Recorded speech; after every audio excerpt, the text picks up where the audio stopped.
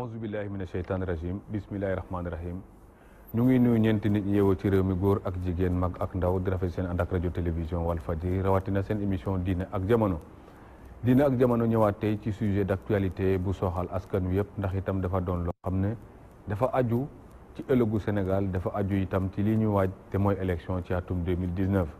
ndax dañoo amal li ñuy duppee publication des listes électorales nga xam ni nag ñi bindu ci lañ war a feeñ ñoom ñëpp loolu itam nag am ñoo xamante ne jotuñ cee feeñ ñii ñu duppee leen radiation ñii ñu wax ne dañoo rejeté seen inscription wala seen demande d'inscription loola itam nag nekk loo xam ne lim gu bëri la dinañ ci dellu soit léegi waaye itam mu am ñu ci xamante ne dañoo xaw a fes ndax la tax itam ku ci nekk ak sa dimension xanaa moo tax coow la itam doon coow loo xamante ne jël na dimension ki nga xam mooy Karim Wade di candidat parti démocratique sénégalais ndax loolu itam moo tax PDS ne kon bu bokkul keneen du bokk te itam bu dul candidat keneen du fi doon candidat ndax itam nee nañu métital gi yàgg na xoñoñal gi yàgg na te bi yoon nag dañ ko fas yéenee fay loolu itam nag tax ñu ne fukki fan ak ñett ci weeru juillet boo muy tuul Dakar dina doon beneen dëkk bu fekkente ne seen candidat boobu itam neenal nañ candidature am leneen itam lu ci aju ci diggante bi di Khalifa Sall nga xam ne moom itam mu ngi ci loxo di xaar ñu ne nag moom kaam direction générale des élections nag nee na comme dafa nekk di def ay recours maanaam loo xamante ne sañ-sañam la te yoon moo ko may te jeexagut ñu ne nag bu jeexalee la ñu mën a statuer ci mbiram loolu itam nekk comme ñu ne Karim bosam jàll na waaye Khalifa itam boo moytuwul bosam bu naree jàll mën naa mu jël buntu boobu tax itam nag coow li bëriwaat lool ci réew mi leneen la ca tegu itam conseil constitutionnel dal di valider lii nga xamante ne mooy loi parrainage bi nga xam ne moo war a segg mbir mi tànn candidat yi maanaam ñi ci Sénégal yi tànnal seen bopp ni ñii ñoo leen doy ngir nekk candidat ci élection 2019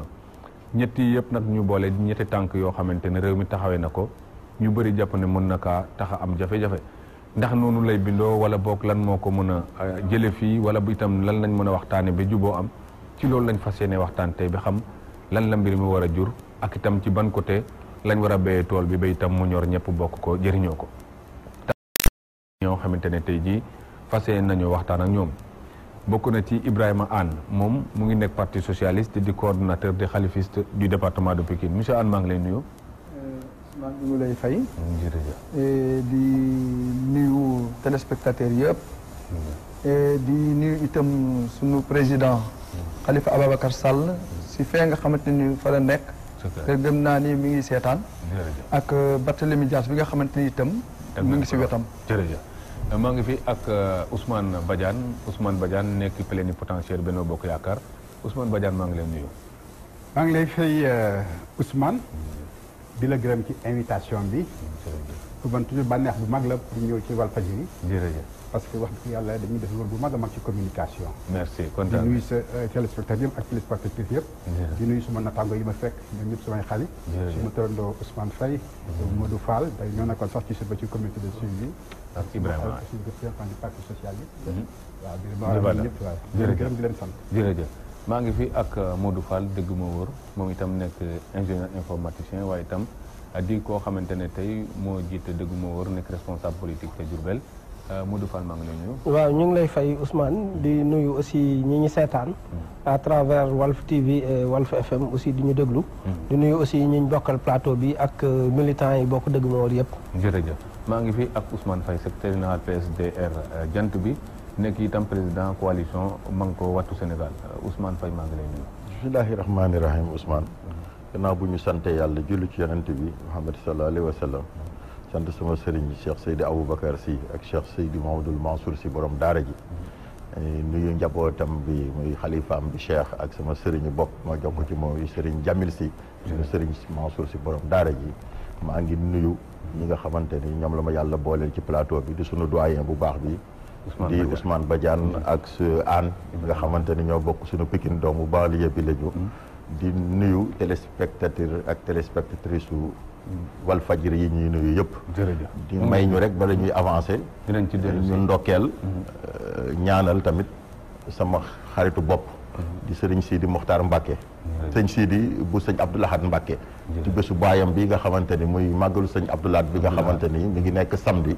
yàlla may ko mu dugg ci ak bismillahi rahmaani rahim génne ko ci alhamdulilahi rahmaani barke baayam Cheikh Abdou Lahad Mbacké ak barke borom Touba di nuyaale wa tamit sëñ Cheikhouna Mbacké ñoom ñëpp ñaanal taalib yëpp ñu dem ak jàmm ñu màggali ko ak jàmm te lañu fay ut yàlla defal leen ko gudd na nag waaye mënul woon a ñàkk baax na luñ ca ñaan rek mu barkeel ci réew mi may ñu jàmm ak salaam ñun ñëpp ñu bokk ko ñu ngi lay gërëm di la sant di gërëm kon ci ñi ngeen ñëwee wuyu si ñëw ci suñu plateau bi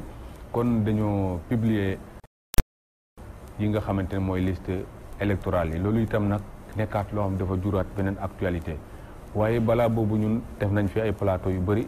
jëm ci wàllu élection boobu dem ci fichier électoral bi ak nañ ko càmbaree ak lañ ca saytu ak audit bañ ca daan wax bi fii mu toll tey Modou Fall ñu ko doon suivre fii ci ay émissions yu bëri yoo xamante ne def nañ ko ba agsi tey nag ci publication liste yi mu am nag ñu duppee ñu radié mu am ñu tuddee ñu rejeté loolu itam techniquement ñu bëggoon ñu camper sujet bi ci affaire bi fi mu toll fii ak nu na waaw jërëjëf Ousmane donc comme ni ma ko waxee woon sànq rek maa ngi nuyu ñëpp waaw sujet bi moom dafa am solo parce que mooy actualité politique bu Sénégal parce que xam nga chaque fois bu révision amee ñi bindu nekk ci fichier bi dañoo war a def publication liste provisoire bi li tax souvent ñu koy def muy pour xool ba xam ñi nga xamante ni seen tur daf ci waroon a nekk te nekku ci ñoo xamante ni seen tur daf cee nekk te niñ ko waroon a binde wala yooyu en tout cas bindewuñ ko ci ñu xool ba xam nan la ñuy defee pour modifier loolu pour mën a am des listes définitives pour mën ko yóbbu ci élection yi parce que dafa am ñetti xeetu liste yoo xamante ne nii en général moom la fichier bi du jur liste bu njëkk bi mooy la liste provisoire liste bi ci topp mooy la liste définitive liste bi mujj mooy li liste d'émargement yi nga xamante ni moom la ñu yóbbu ci bureau de vote yi pour xool ci ñi nga xam ne ñoom la ñu ñëw di voter donc bindu ci liste nag vraiment processus la processus boo xamante ni day tàmbale ci Sénégalais yi nga xamante ne nii war nañoo mën a nekk électeur te lépp lu jëm ci processus boobu dafa nekk ci benn loi bu ñuy wax la loi électorale mu nekk le code électoral waaw code électoral boobu nag ñu am version bu mujj boo am définiroon nañ ko avril 2017 am ay coppiku yu ndaw yuñ ci indi ci jamono yu weesu moo xam lu jëm ci wàllu parrainage bi ak yooyu ak yeneen modification yu ñu changé ci article yi nekk ci code bi mais processus bi mooy déjà kan moo mën a nekk électeur boo xoolee donc ñi ci biir ñi mën a nekk électeur ñi ci intéressé wu pour ñi nga xamante ni war nañu mën a déplacé wu dem bindu ji dañuy dem déplacé wu dem ci commission yi nga xamante ni moom la ñu créé muy les commissions administratives pour bindu fa boo ñëwee di bindu aussi bu doonee dafa am dossier bu ñu la laaj pour nga war koo fournir moo xam sa photocopie carte nationale d'identité wala yeneen document daal en tout cas certificat de résidence ak yeneen extrait de naissance boo ñëwee présenté ci commission bi buñ ko étudier xool ni pièces yi ñuy laaj yëpp ci inscription bi am na bu boobaa donc dañ lay inscrire bu ñu la inscrire ñu jox la récépissé boo xamante ni sa numéro d'inscription sur la liste ci la nekk voilà léegi bu ci nekkee nag léegi ñooñu yëpp ñu collecté ko ci période boobu moo xam révision extraordinaire la moo xam révision ordinaire la mooy révision exceptionnelle quoi mooy exceptionnelle bi ñu génn wala ordinaire donc exceptionnelle bi ñu génn nag moo tax ñu publier liste yi léegi comme dañu jóge woon mooy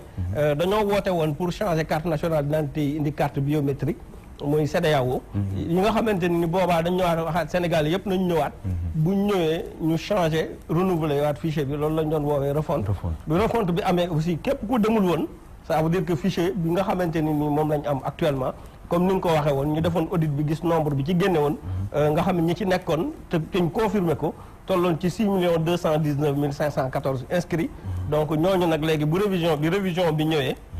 muy révision exceptionnelle bi ak ñi ci bindu donc dañuy publier liste yi pour xool ba xam ñooñu bëgg nañ cee indi ay changement wala am na ñuñ sauté ñoo xam dañu leen a sauté par erreur wala am na ñoo xam constaté nañ ñu waruñu woon a nekk ci fichier bi ñu boole leen ci kon loolu moo indi li nga xamante ne nii moo tax ñu affiché les listes di ko liste provisoire yoo xamante ne di tendre vers une liste définitive boo xamante ne nii mooy doon le fichier général donc des élections Modou Fall dëgg moo wóor Ousmane Badiane gannaaw buñ publier liste boobu nag comme ni ko Modou Fall waxee liste provisoire nga xam ne ak guñ ci liste définitive ku ci nekk itam bu fekkente ne am na leen di gàllankoor sa mbindu wala leneen am nga itam ay possibilité delluwaat ci procédure boo xam ne dina la mën a may nga bokk bu fekkee yoon may na la ko kon coow li ci juddu nii nan nga ko mën a comprendre parce que yaakaar naa dugguleet mais bii yoon dafa am yeneen coow yoo xamante ne dañ cee laxasu. jërëjëf Ousmane ci sa question bi je crois que question bu am maanaa la normalement problème waru cee am bu fekkee dañoo tënku ci li nga xam ne moom la code électoral wax xam nga élection dafa bëri ay étapes yu tubaab di wax ay phase bu njëkk bi moo di inscription sur les listes maanaam ñu ne Sénégalais bu nekk ku am 18 ans war nga mun a bindu ci liste yi pour être électeur après maintenant période inscription yi bu jeexee dafa am lu ñuy wax la phase de la publication provisoire des listes moo tax ñu wax provisoire c'est pas définitif mooy provisoire mooy en attendant ci période phase boobu nag ci la topp la phase contentieuse nga xam ne képp koo xam ne kii dafa am ay erreur par exemple ci sa tur man Ousmane laa tudd bu ñu bindoon Ousmane sant Badiane ñu def Badian kooku xam nga dafa am erreur dama ko war a signaler ni suma tur binduñ ko correctement kooku la ñuy wax erreur purement matérielle am na ñoo xam ne ñii dañu nekk liste bi te waruñ cee nekk xam nga Sénégal suñu problème moo di amul lu ñuy wax connexion de tous les fichiers am connexion ministère de la justice nga xam ne ñëpp ñi nga xam ne dañu leen tëj ci kaso bi wala dañoo am seen amatuñ ko amul connexion ak bu fichier bu ministère de l'intérieur amul connexion ak yeneen fichier c'est ça qui fait que donc am na ñoo xam ne ñii dañuy ñëw bindu mais waruñoo bindu dañoo perdre seen droit civique parce que dañ leen condamné te loi bi wax na yan aram lañ xam ne bu ñu la ko condamné mënatoo bindu maanaam phase bi loolu lay jëriñ daal kooku nag képp kuy citoyen normalement da nga war a dem ci période publication provisoire boobu seet parce que bu weesoo mënatul am malheureusement nag fii nit ñi duñ ko def dañuy tayal a dem seet c'est vrai seet bi yombul parce que liste yi dañuy bëri maintenant dañ fi bàyyi ay machine bu nekk ci fi ñu ko war a seetee nga mun koo dérouler parce que munuñ koo taf xam nga ay millions d'électeurs munoo def ay feuille di ko taf ci tableau c'est ça mais vérification boobu c'est nécessaire bu jeexee nag maintenant tribunal départemental am na liggéey bu muy def maanaam ñi nga xam ne dañ leen war a dugal ci liste bi erreur la ñooñu def seen liggéey nekkat ñii erreur matérielle nañ leen intégré mu am yeneen phase la phase de consolidation ba ci la phase des cartes ba ci la phase définitive quoi maintenant nag période bi ñu nekk nii c'est la phase provisoire boobu nag koo xam ne kii seet nañ ne nekkoon nga ci liste bi parce que ñiy bind ñoom xamuñu ñoom mënuñ xam ndax yow dañ la condamné wala déet mënuñ koo xam c'est ça man bu ma demee bind suma koñ mënuñu xam ndax dañ ma condamné wala déet dañ may bind rek quoi après vérification maintenant bu ñëpp bindee nag ba liste bi yëpp jeex ñu jël yëpp jébal ko ministère de l'intérieur maanaam la DAF ñoom ñi nga xam ne ñoo maîtriser situation générale des électeurs du fichier électoral mun nekkat noo kii bokk na ci wala kii waru cee bokk wala kii réeré na wala kii bu ko defee ñu dindi la ci problème bu rek moo am ci le cas de Karim Wade bu muy dem di bindu doo xam fu mu bindoo dem na bindu ñooñu dañ mënuñu may enregistrer inscription mais nag bu ñëwee ci ñi nga xam ne foofu la mbir bi nekk fa la fichier bi nekk fa la ñuy vérifier ñëpp ñi nga xam ne ñoo ci war a nekk ñoom nag ci la turam génn ak du moom rek sax ak ñeneen y a plus de 30 000 personnes yoo xam ne waruñ cee nekk kon boog je crois que kooku da nga ko war a nangu rek xam ne loi moo ko wax loi électorale moo tëralee noonu nekkul ne dañ ko def pour contre quelqu'un mais nag loi bi nag loo xam ne lii moom la rëdd moom la tëral kooku Sénégalais bu nekk aussi war na ko nangu war na ci jaar loolu moo tax pour man tax werante sax wala ci woon am wax di jaru ko d'accord kon dinañ ci dellu soit léegi Ousmane Badiane Ibrahima Anne nga xam ne kon yëf yi boo dégloo ñaari techniciens yi niñ tëralee mbir mi mooy techniquement yëf yi dafa nekk ci processus te mu ngi aw yoonam boo xamante ne balaa ñoo jëm ci élection am nañ njorto ne lépp dina sotti kon mbir mi ñu ne simple la tudd boo leen dégloo mais am na ñu ne santul simple parce que gis nañ ci leneen lu ci mën a làqu yéen nga xam ne ay xalifiste ngeen Khalifa Sall mu ngi ci yoon direction générale des élections aussi indi na ci ay précisions ne kooku ka am après dinañ ci statuer bu fekkee jeexal na recours yi nga xam ne mu ngi koy def te yoon may ko jàngatee mbir mi nga xamante ne ñu bëri dañ ci am ci tàng ñeneen nag yëf yi techniquement amul jafe-jafe. jërëjëf Ousmane si processus électoral Sénégal yàgg na organiser ay élections mosul am problème bi du problème mu fichier bi problème bi ça dépasse le fichier électoral problème constitutionnel la d'abord la jëkk posé puisque boo seetloo ñëpp xam nañ ni élection ay étape la am na phase d'inscription am na publication provisoire am na phase contentieux kooku bay Sénégal di élection ba léegi si loolu la ñuy élection mais li indi problème bi tey mooy li nga xamante ni moom la ñu toggee fichier bi ak nu ñu ko préparé ak nu ñu ko defee refonte pour am leneen ñu si dugal ba indi si beneen loi boo xamante ni boo ko xoolee c'est une loi anticonstitutionnelle ndax nous croyons que ni sénégalais yi ñoom ñëpp ñoo yem bu ñu toogee bu fekkee sénégalais yëpp yem ñu gis un ministère de l'intérieur génn déjà balaa ñuy publier liste balaa ñuy wax lenn ak ministre de la justice ñu ñëw ni diw du dem élection déjà ça pose problème beneen bi si des ni nga xamante ni moom la daan demee si élection démocratiquement sénégalais bu nekk war nga am droit ay nit gis la ne la war nga mën a nekk seen candidat nga ñëw kenn condamné la nga dem war a mën a nekk candidat pour ñooñ nga xamante ni ñoom ñoo la tànn mais li jiitu mooy tey sénégalais yi démocratiquement am na lu nga ko xañ li nga ko jëkk a xañ mooy bu fekkee ni yow même sa waa dëkk wóolu nañ la te amuloo moyen déjà doo bokk élection mooy si parrainage yi parce que bu ñu demee ba ni dafay am ay caution yoo xamante ni moom ngay verser ak loo dul verser dem ba mujj gi ñu ni sénégalais électeur te bu njëkk ba électeur bokk si woon mais code bi nga xamante ni moom moo fi nekkoon ñëpp si lañu mos a dem élection mosul am problème puisque si lañ falee si la Ablaye Wade faloo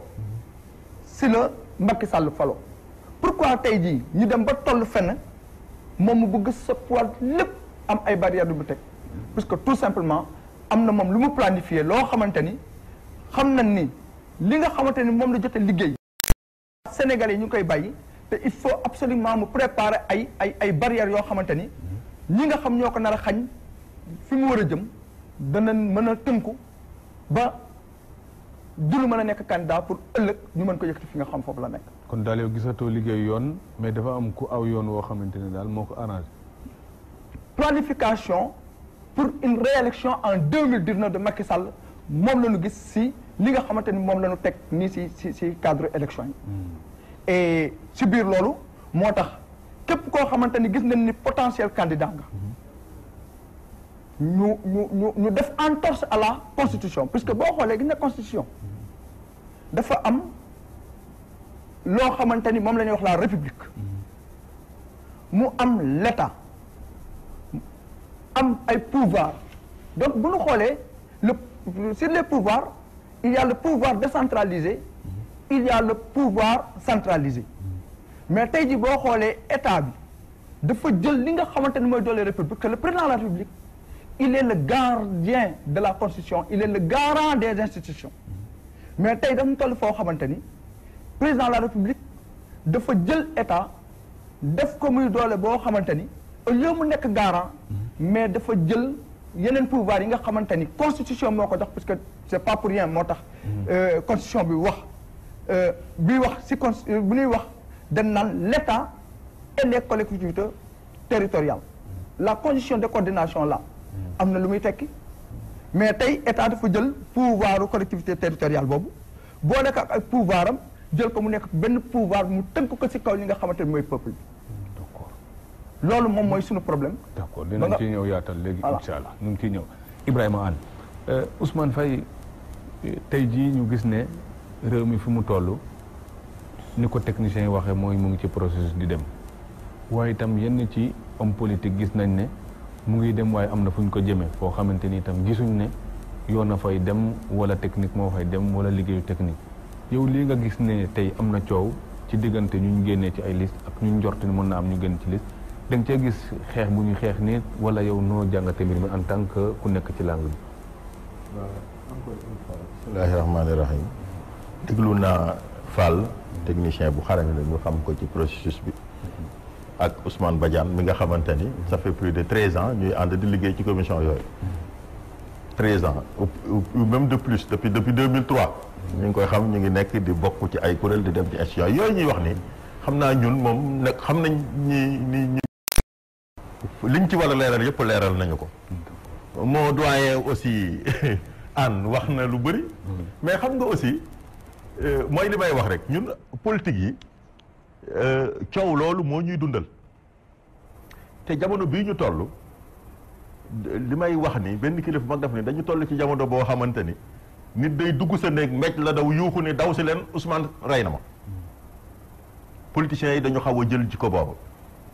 mais ñun nag toujours ma wax ni lu suñu coow bëri lu suñu coow bëri jotewul dara ak ñi nga xamante ni mooy l'administration su ma waxee l'administration nag justice dafay dugg direction des élections bii dafay dugg te ñee fa nekk ci direction des élections bi 3 alternance a ngi nii fekk na leen fa yàlla ngi dogal ñoo fa nekk ba léegi xam nga kon loo coow ñoom sax xam nañ ñun ba bu ñu nekkee foofu di bëkkante sax dañ naan dañuy génn dem seeni bureau ba coow li régler parce que xam nañ ñu door a génn processus bi ñu wax c'est tellement élémentaire mi ngi mel nii ku nekk bac ñu lay jàngal leçon bu CI ku war a def bac ñu lay jàngal leçon yi CI mooy xam nañ ni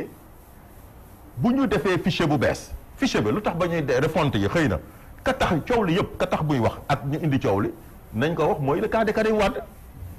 waxuñu 30 000 personnes yi nga xamante ni ñëpp rajane leen ñi ngi xool nekk ci recours yi di xool kenn tudd leen ñooñu compté wuñu mais li compté mooy kaawu Karim Wade boobu yi tamit li tax nag duñ fi nekk di expliquer sénégalais yi toujours sax da ngay dégg ñu naan ñëpp gis nañ ko mu bindu mais mu dem bindu ji mooy dem mais ñooña muy bindu ji dafay mais dañu woo ñëpp nii ku bëgg bindu na dem bindu mais buñ ñëwee dinañ xool ñan ñoo war a nekk électeur loolu code électoral ak loi électorale bi wax na ko kon ki nga xamante ki indi coow li mooy ki nga xamante ni wóor na ko ni la preuve la mu toog ñaata at ba mu nekkee ci prison ba xëy na boobu mun nañ ni ba ñuy def refonte bi mi ngi woon ci prison ba mais génn na yàlla dogal na xam na ni ba muy dem bindu ji même bu bindu jee bu àggee fa la duñ ko jox parce que mënuloo jël lu leer ñu wax ni ci loi ni waaw c'est-à-dire mu leer nañ nga xam ko kon coow nga doon uti coow nag moom moo leen di dundal Abdoulaye Wade baayam da doon wax leen ni politicien daal nañ lay dégg rek li bañ moo ñu bañ la dégg même bu ñu la dee fekk ci jàmbur sax nañ lay dégg rek daf ñu ko daan tooñee ñuy reetaan xëy na leçon boobu lay tari moom la mokkal dañ koy teg parce que mënul toog nee rek ñiy jug mu bés bu ne mu ne leen dinaa ñëw tey suba ñëpp wax nañ ba kenn ñi meetu la wax te il faut mu exister te aussi xam nañ ni la nature a horreur du vide de moom it bëgg nañu koy dégg muy bëgg coow xam nga day toog sax korite jot mu bind lettre sànni fii jékki-jékki dem bind filmer ko ñaata nit a bind kii bind ci leer na ko di bind ci lu mu ci filmer ñu fane ko yëpp kooko ba muy film kon am na lu mu ca bëggoon parce que mosuloo gis ku dem di bind ji Macky Sall président la ba muy bind ji gisoo ay caméra wër ko kon moom ba mu demee di uti ay caméra coow lii ñuy wax ci la ci bëggoon monsieur Anne daf ci wax lu am solo Anne xool nga nit ci dëkk damay dégg sax léeg-léeg ñu naan ma wéy code conscientiel 92 di def référence ci code Kéba Mbaye code 92 di ko tagg mais xool nga loi ak règlement buñ ko xasee tënk ay nit a ciy tënku même loi boobu ngay wax code électoral bi ngay wax 92 ba ca ñëpp d'accord ba ñëpp di ko tagg élection yi ca diitu 93 mooy élection yi gën a bon ci Sénégal ba ñu rey ci sax suñu président conseil constitutionnel kon ba ñu commencé waat changé waat ci yëpp xool nga nit ñi dañ may jaaxal parfois adduna lu ne dañ koy parfaire tey Macky Sall c'est le gardien de la constitution kooku yàllaa ko def du man bu doon man ak man du falu bu doon keneen du falu xëy na ñu ko jàpp yàlla mais ba yàlla buggee mu falu ak sénégalais yi falu na man bokkuma ci ñi ko fal tey mais pouvoir boobu fii ba février 24 février 2019 moom la ko yàlla teg ci loxoom moo yor destiné réew mi mooy définir politique nation bi kenn mënu ci dara mu am nag ñu tëb xëy gis ni la waa ji waxoon xool nga Abdou dañ naan mbir day dem ci àdduna dafay manque la preuve jug nañ fi dem ni jàkka jàngoo ko multipartisme jàkka jàngoog Abdou Diouf wax ko bëgg a yaatal parce que Senghor 4 courants la fi bàyyi woon mu ne ko mu neex noddal mais ba ñu dem ni gis ni mi ngi jur anarchie boo xamante ni kenn mënu ko lijjanti anarchie boobu sax yàgg na ko bay la parce que même présidentielle 2012 yi xam nga di 14 candidats nga jël ko te 14 candidats yi 7 yëpp amul kenn ku ci am 0,1% te ñu jox la alal ju toll noonu topp la ak ay caméra kooku rek jaroon na ñu ut xoolaat ay dispositions. ñu tëb foofu ñëw ci élection locale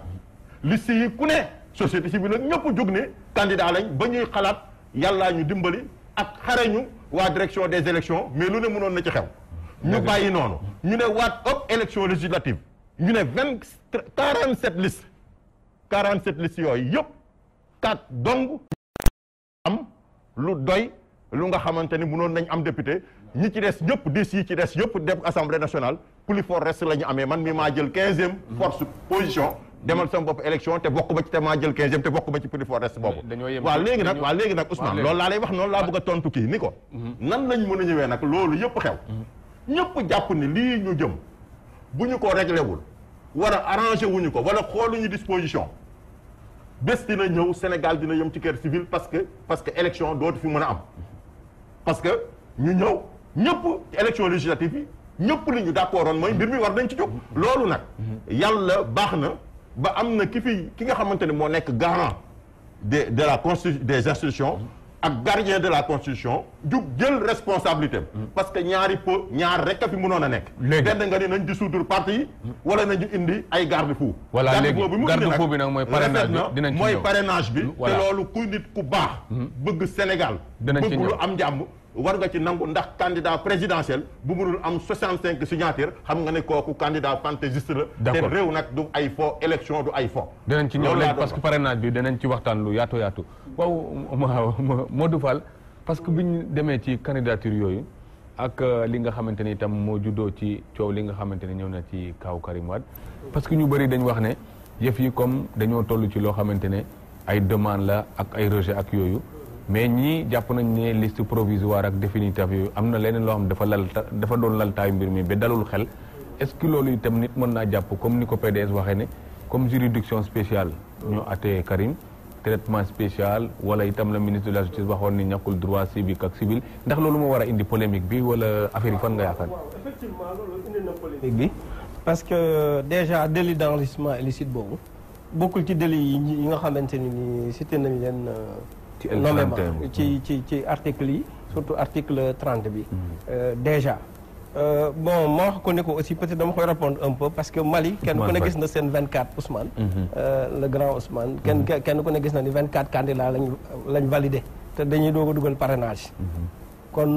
ñu tey bu baax parce que mënuñu def benn projection par rapport ak avenir est-ce que day régler suñu problème wala duñu régler suñu problème je parle scientifiquement parce que déclaré nañ 24 candidats yu bokk ci élection yi cela veut dire que le nombre presque boo xoolee non je veux dire dañu introduire parrainage mais diminué wul réellement la liste non bon c'est pas grave non c'est pas en tout cas 24 lañ am cela veut dire que ñun cela veut pas dire que non je veux dire moi je parle en termes de nombre je parle en termes de nombre il y a 24 candidats en termes de nombre laay waxee quoi voilà donc entre parenthèses la woon mais da nga poser question bu am solo parce que Karim mënuñu ko bañ a traiter comme un cas spécial parce que depuis le début donc dañu gis ni cas am dafa spécial dafa am ñaari éléments yoo xamante ne nii nag moo tax peut-être coow li gën a yokk élément bi ci njëkk mooy le fait que ñu modifier article 57 constitution bi wax na ko sànq tout sénégalais ñu def tout sénégalais électeur te biñ koy négocier biñ koy modifier consensus bi ci waroon a am yëpp amu ci c'est ça le problème parce que buñ bàyyi woon tout sénégalais par rapport ak projection yi nit ñi defoon mën nañ ni même bu inscrireul ci liste yi ëllëg mën naa déposer candidature am moo xam ñu accepter moo xam ñu bañ a accepter parce que loolu c'est le conseil constitutionnel parce que ñu dissocier électeur ak candidat kon li indi confusion bi tey lépp mooy ca njëlbeen moi je me rappelle Babacar Gaye PDS mas na ko wax mas naa wax ni ñun li ñu war a jóg xeex mooy article 57 bi ñu war a modifier ci constitution bi waaw te buñ ko bàyyee mu dem rek ëllëg mooy doon li nga xamante ni mooy indil Karim Wade gàllankoor effectivement c'est le cas parce que tey bu ñu bàyyi woon tout Sénégalais le fait que mu bañ a nekk ci liste yi du poser problème tellement du nekk débat comme ni mu nekk débat muy benn déjà. Ça veut dire que le code électoral a été modifié. L'article 57 changé nañ ko def tout Sénégalais tout électeur sénégalais. Ça veut dire que kon léegi il faut nga nekk électeur. Maintenant il s'est trouvé que ci cas bi ñu nekk Karim Wade citoyen sénégalais parce que ku mën a nekk électeur déplacé wu na dem di bindu ci commission bi mu ñëwee di bindu ci commission bi accepté inscription moo tax ñu defal ko récépissé. Parce que li may wax nii c'est le code électoral. c'est l'article L41. commission bi daf ni chaque électeur boo ñëwee bu ñu la accepté dañ lay def récépissé jox la un numéro d'inscription sur le fichier électoral. kon ça veut dire que kenn mënul wax ni Karim Meïssa Wade inscrire. Voilà parce que ça c'est le code électoral. Le code électoral est là l'article 41. Parce que boo inscrire mënoo am numéro d'inscription mooy benn dañu chaque électeur d'ailleurs pourquoi waxuñu foofu peut-être avec le doyen avec les autres war nañu xool code bi parce que waxuñu chaque demandeur mais dañu chaque électeur dès lors que nee nañ chaque électeur le récépissé rek cela veut dire que il est considéré comme électeur donc Karim Wade est électeur parce qu'il a son récépissé ça c'est le code électoral. Maintenant léegi qu'est-ce qui s'est passé entre-temps ba biñ ñëwee di publier liste yi turam génn ci waaw là aussi il faut comprendre que c'est un débat parce que la direction générale des élections ci seen conférence de presse ñoom aussi dañu citer nommément le cas Karim Wade même bu doonee am na 5000 cas comme ça yoo xamante ni nii peut-être jàpp nañ ni condamnation la en plus des autres yi décédé ak yooyu nga xam 5000 cas yu nekk ci cas boobu donc ça veut dire que à ce moment là dañ ko citer traité cas am wax ci ban article lañ basé wu ñu ne article L31 ci lañ basé wu parce que délai cité wuñ ko ci article 30 bi L30 bi mais foofu aussi il faut nit ñi def attention parce que ba ñu waxee li ñu wax ci article ba pare dañ ni sous réserve boobu il faut ñu xool réserve bi lan la cela veut dire que personne ne peut se baser actuellement sur l'article L31 pour exclure koo xamante ni inscrire na ba pare c'est pas possible parce que sous réserve ba il faut nga dem xool fan la nekk réserve. fan la nekk réserve. waaw muy ñaari élément beneen bi mooy boo inscrire parce que inscrire na ba jël récépissé ça vraiment je pense que jëlul ñu ci débattre c'est le code électoral c'est L41. léegi kon moom bu gisul turam xam nga day def recours. am na droit def recours parce que texte yi la mais lan moom moo ko mën a motiver buy bind texte recours am. pour xam exactement ci lan lañ sukkandiku pour génne ko à part article bi ñu cité nga xamante ni article dafa def sous réserve kon xam nga loolu ça pose problème parce que notification bu clair bu ko amoon peut-être dana mën a justifier à part conférence de presse bi li mu wax par voie de presse publique moom en tant que le concerné spécialement kenn ciblé wu ko ni ko yow kat sa inscription bi nga defoon ñu accepter la ko donc rejeté nañ ko parce que ñaari cas moo am d'après le code électoral il y a deux cas il y a la radiation ou l'inscription contestée. La radiation mooy ki nekk ci liste bi ñu génn ko ci ou l'inscription contestée kon bu ñu nee inscription contestée rek c'est parce qu'il y a eu inscription parce que s'il n'y avait pas d'inscription on ne parlerait pas d'inscription contestée donc qui a contesté l'inscription de Karim Meïssa Wade? C'est ça la question. Maintenant, qui a contesté l'inscription de Karim Meïssa Wade? Ñu ñëwaat direction générale des élections ci conférence de presse bi ñu ne l'autorité parce que kaw Karim Meïssa Wade aussi il faut ñu comprendre ni dafa dem inscrire ci une commission qui se trouve en dehors de circonscription bi nga xamante ne ni mooy le truc national. Cela veut dire que moom son dossier parce que y a deux fichiers. waaw non ce que je dis là c'est important quoi. parce que chargé de la communication. non traitement bi dana am foofu. mais je veux dire que y a deux fichiers damay wax parce que code électoral bi dañu ne y a deux fichiers. dafa am le fichier national. am le fichier des Sénégalais de l'extérieur. mais Karim Wade nekkul ci le fichier des Sénégalais de l'extérieur loolu rek laa fa bëgg a wax mais bëgguma fa wax leneen quoi. pour ñu comprendre ko noonu. parce que dañu le fichier général des élections. y a deux fichiers y a deux listes. y a la liste nationale bi ñu nekk ci territoire bi nekk 14 régions yi. ak liste des Sénégalais de l'extérieur mais Karim Wade nekk ci liste des Sénégalais de l'extérieur fii la nekk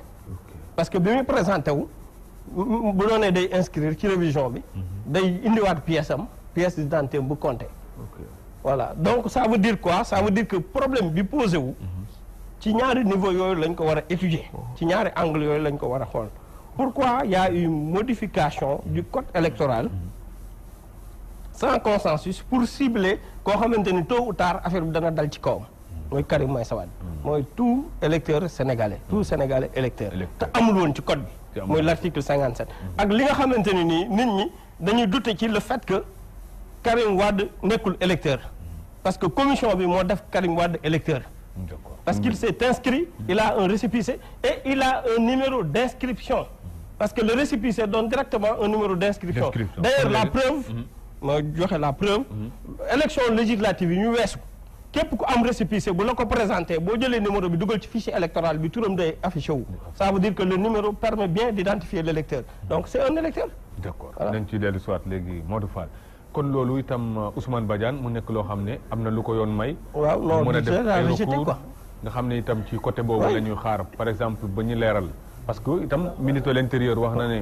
mënut a nekk candidat waaye ministre de la justice aussi ba mu ko waxee dene conseil constitutionnel daal loolu seen liggéey la mais fi ñu toll nii kon nga xam ne modification am na bi nit ñi tiit mu nekk loo xam c'est taillé sur mesure est-ce que loolu war naa mën a ci doxalinu administration parce que politique bi ak administration war na am net démarcation bu nit ñi séntu.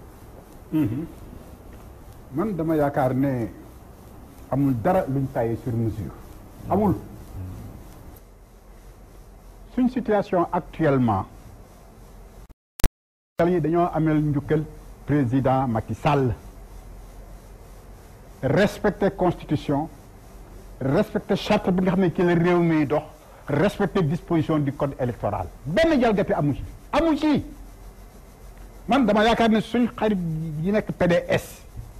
ñoom amuñ dara luñ wax sénégalais amuñ ko munuñ pourquoi amuñu ko yow munoo jóge ci élection yu mel ne yii yu génn nii am 47 listes réew mi jaxasoo élection tuuteeg mu bañ a am lu tax élection am moo di bi ñëwee ba analyser 47 listes yi ñu xam ne bu fekkoon dañuy wote ni ñu waroon wote di ko code bi waxee élection du am parce que ku nekk da nga jël par benn liste ñu def calculer ko chronométrer ko muy bu 46 jëlee bulletin bi wote ça va faire 20 heures de vote c'est-à-dire dañuy génne ñun suñu heure yi vote parce que fii vote bi benn bés lay durer loolu moo taxoon ba bi Sénat invité acteurs yi ñii léegi kat dañ seet rek naka la ñu mën a fexe ba élection yi am dinañ permettre Sénégalais bu nekk au moins mu jël juróomi liste loolu moo tax élection am mais bu fekkoon loolu élection du am ce serait catastrophique kon boog ñun buñ vivre expérience boobu ñu oo ñëpp ne na ngeen toog waxtaan ngeen diisoo ngeen seet rëq-rëq yi ci am yëpp ngeen tànn li nga xam ne moo ci saafaat ñu sànni ko li ci baax ñu téye ko pour suñu élection yi mën a jëm kanam yow nga ne man du ma boycotté damay boycotté bokk ba ci diisoo bi bokk ba ci waxtaan bi mais kooku ku ko def kooku doo démocrate kon boog ñoom awul luñ wax bu fekkee maintenant ñi nangoo ñëw nañ toog diisoo ba arrêté quelque chose munuñ ne kooku ñàkk consensus amul consensus am na fa ci ñi ñëwoon ñooñu ñoo am ku ñëwoon loo bëgg dañu ñoo pañe la kay toog waxtaan ñooñu ñoo ils n'ont pas fait esprit de responsabilité Ousmane moo di Ousmane mi xam na ci dara ñu ñëpp ku ci nekk amoon nga loolu sikk ci élection yi mais bu ñu ne nekk ku nekk ci wax liñ ci xalaat ñu càmbar ko seet lépp luy ñuul ci soome ñu sembi ko sànni ko lu baax ñu téye ko yow nga ne man ñëwuma taxaw peut être ba pare di critiquer kooku yow amoo dara loo wax au contraire da nga war a présenter Sénégalais yi ay excuses jéggulu loolu moo leen war ñoom li am xam nañ ko bi Karim Wade di dem fële xamoon nañ ne Karim Wade du wote mënu ñoo condamné le 6 ans ba code bi 5 ans la wax yow ñu condamné le 6 ans accusé da nga détourné 138 milliards presque le 5e du budget sénégalais kooku même bu fekkee ne code bi énuméré wul enrichissement mais suñ juridiction ñoo la condamné loolu ne la kooku da nga ko war a fay mais kooku foog ne Sénégal yi sax dañ toog 17 ans kuñ condamné peine yooyu yëpp nga dem tëdd ci àll ba neex la dikk da ngay doon candidat sénégalais mais kooku jot sénégalais yi la war nañ ko sax xalaat Karim Wade warul doon candidat mënu ko doon te ñoom xamoon nañ ko c'est pour créer situation bii parce que moo tax comme ni ko Ousmane waxee ne di bindu ay caméra topp ko nga jël say ay message comment na nga ne da nga bëgg a doon candidat bëgg di waxtaan ak sénégalais yi par WhatsApp wala Messenger wala Facebook est-ce que loolu sax c'est sérieux ñoom xam nañ ko bu baax a baax parce que le PDS a fait 26 ans d'opposition lu nekk jaar nañ ci ak ñoom xam nañ ne quand même conquête du pouvoir du caaxaan kon boog loolu bu amee benn beddiwante amu ci benn discrimination amu ci li am moo di bindu na Modou ku nekk xam na ne récépissé duñ ko teg ak récépissé c'était exceptionnel la dernière fois c'était exceptionnellement bi carte yi génnul ñi ne nañ permettre sénégalais yi nga xam ne peut-être situation bi ak yooyu les primo-votants ñu mën a voter ak seen récépissé c'était exceptionnel mais sinon le récépissé ne vaut pas la carte d'électeur kon boog même bu amee numéro c'est vrai am na numéro parce que lañ lay mën a identifier mais nag c'est pas parce que am na récépissé rek que finalement tu as tous les droits pour voter non moo tax dañ ne y a une phase provisoire li ci am solo moo di maintenant la phase définitive qui sanctifie effectivement ce que le droit de voter kooku nag bu fekkee ne phase boobu kooku mënuñ ko woon def droit mënuñ ko woon def feneen fu mooy Sénégal parce que foofu lañ ko bindee fa la commission bi ne Sénégal yi fa la ko jëpp bindu nañ fa mais fii rek la ñuy mën a vérifier seet ba xam est-ce que par rapport à la loi électorale par rapport aux droits des uns et des autres war nga cee nekk kon boog bu ñu seppee kayib nag ne ko yow waroo cee nekk moom mun na def on est dans la phase contentieuse mun na agir en contentieux boobu Sénégal wax nañ ko dañuy c'est le problème du tribunal d'instance tribunal départemental foofu lañ ko réglé mais comme c'est à l'extérieur foofu c'est au niveau du consulat mais na def recours pour expliquer bu bëggee dafa xam lu tax ñu ne ko doo voté mu def na def recours bi mais nag ñoom defuñu sax le Covid dégg nga dans tous les cas il sera candidat mu neex mu naqariwul bu ñu ko deful sax président Macky Sall du doon candidat mais propos yi c'est pas responsable Karim Wade lu mu defal Sénégalais yi loo xam ne lii tey jar na vraiment Sénégalais yi di xar seen tànk tubéy pour ne fi Abdoulaye Wade jaar pendant 26 ans am lu mu seq ak Sénégalais yi ñu tëj ko ci kaso bi mu am fu mu jaar y a un sentiment c'est ça d'identification quand même loolu sax mën nañ ko comprendre mais koo xam ne que yow après alternance nga ñëw en 2003 fi dañuy xeex bi muy métti dëgg nga jël pouvoir bi sax sa papa yow nekk ko fi woon après nga ñëw ñu jox la tous les pouvoirs du ciel et de la terre parce que rek doomi déw nga rek nga yaakaar ni quand même réew ñoom la dañ ko jërë nga ñekkale ko comme ça mais yow war na xam ne kooku Sénégal sax du ko nangu benn Sénégal yi du ko nangu kon boog ñoom nañ tey ci affaire bi buñ bëggee nañ ñëw waxtaan ñu ngi di waxtaan ci commission yi weesoogul mais buñ jëlee attitude bi dinañ ko réccu dégg nga dem ba ñuy waxtaan ci affaire caution bi ñu oo ñëpp ñu ñëwuma xanaa ko bëgg jëfandikoo ko yow bëgg a bokk élection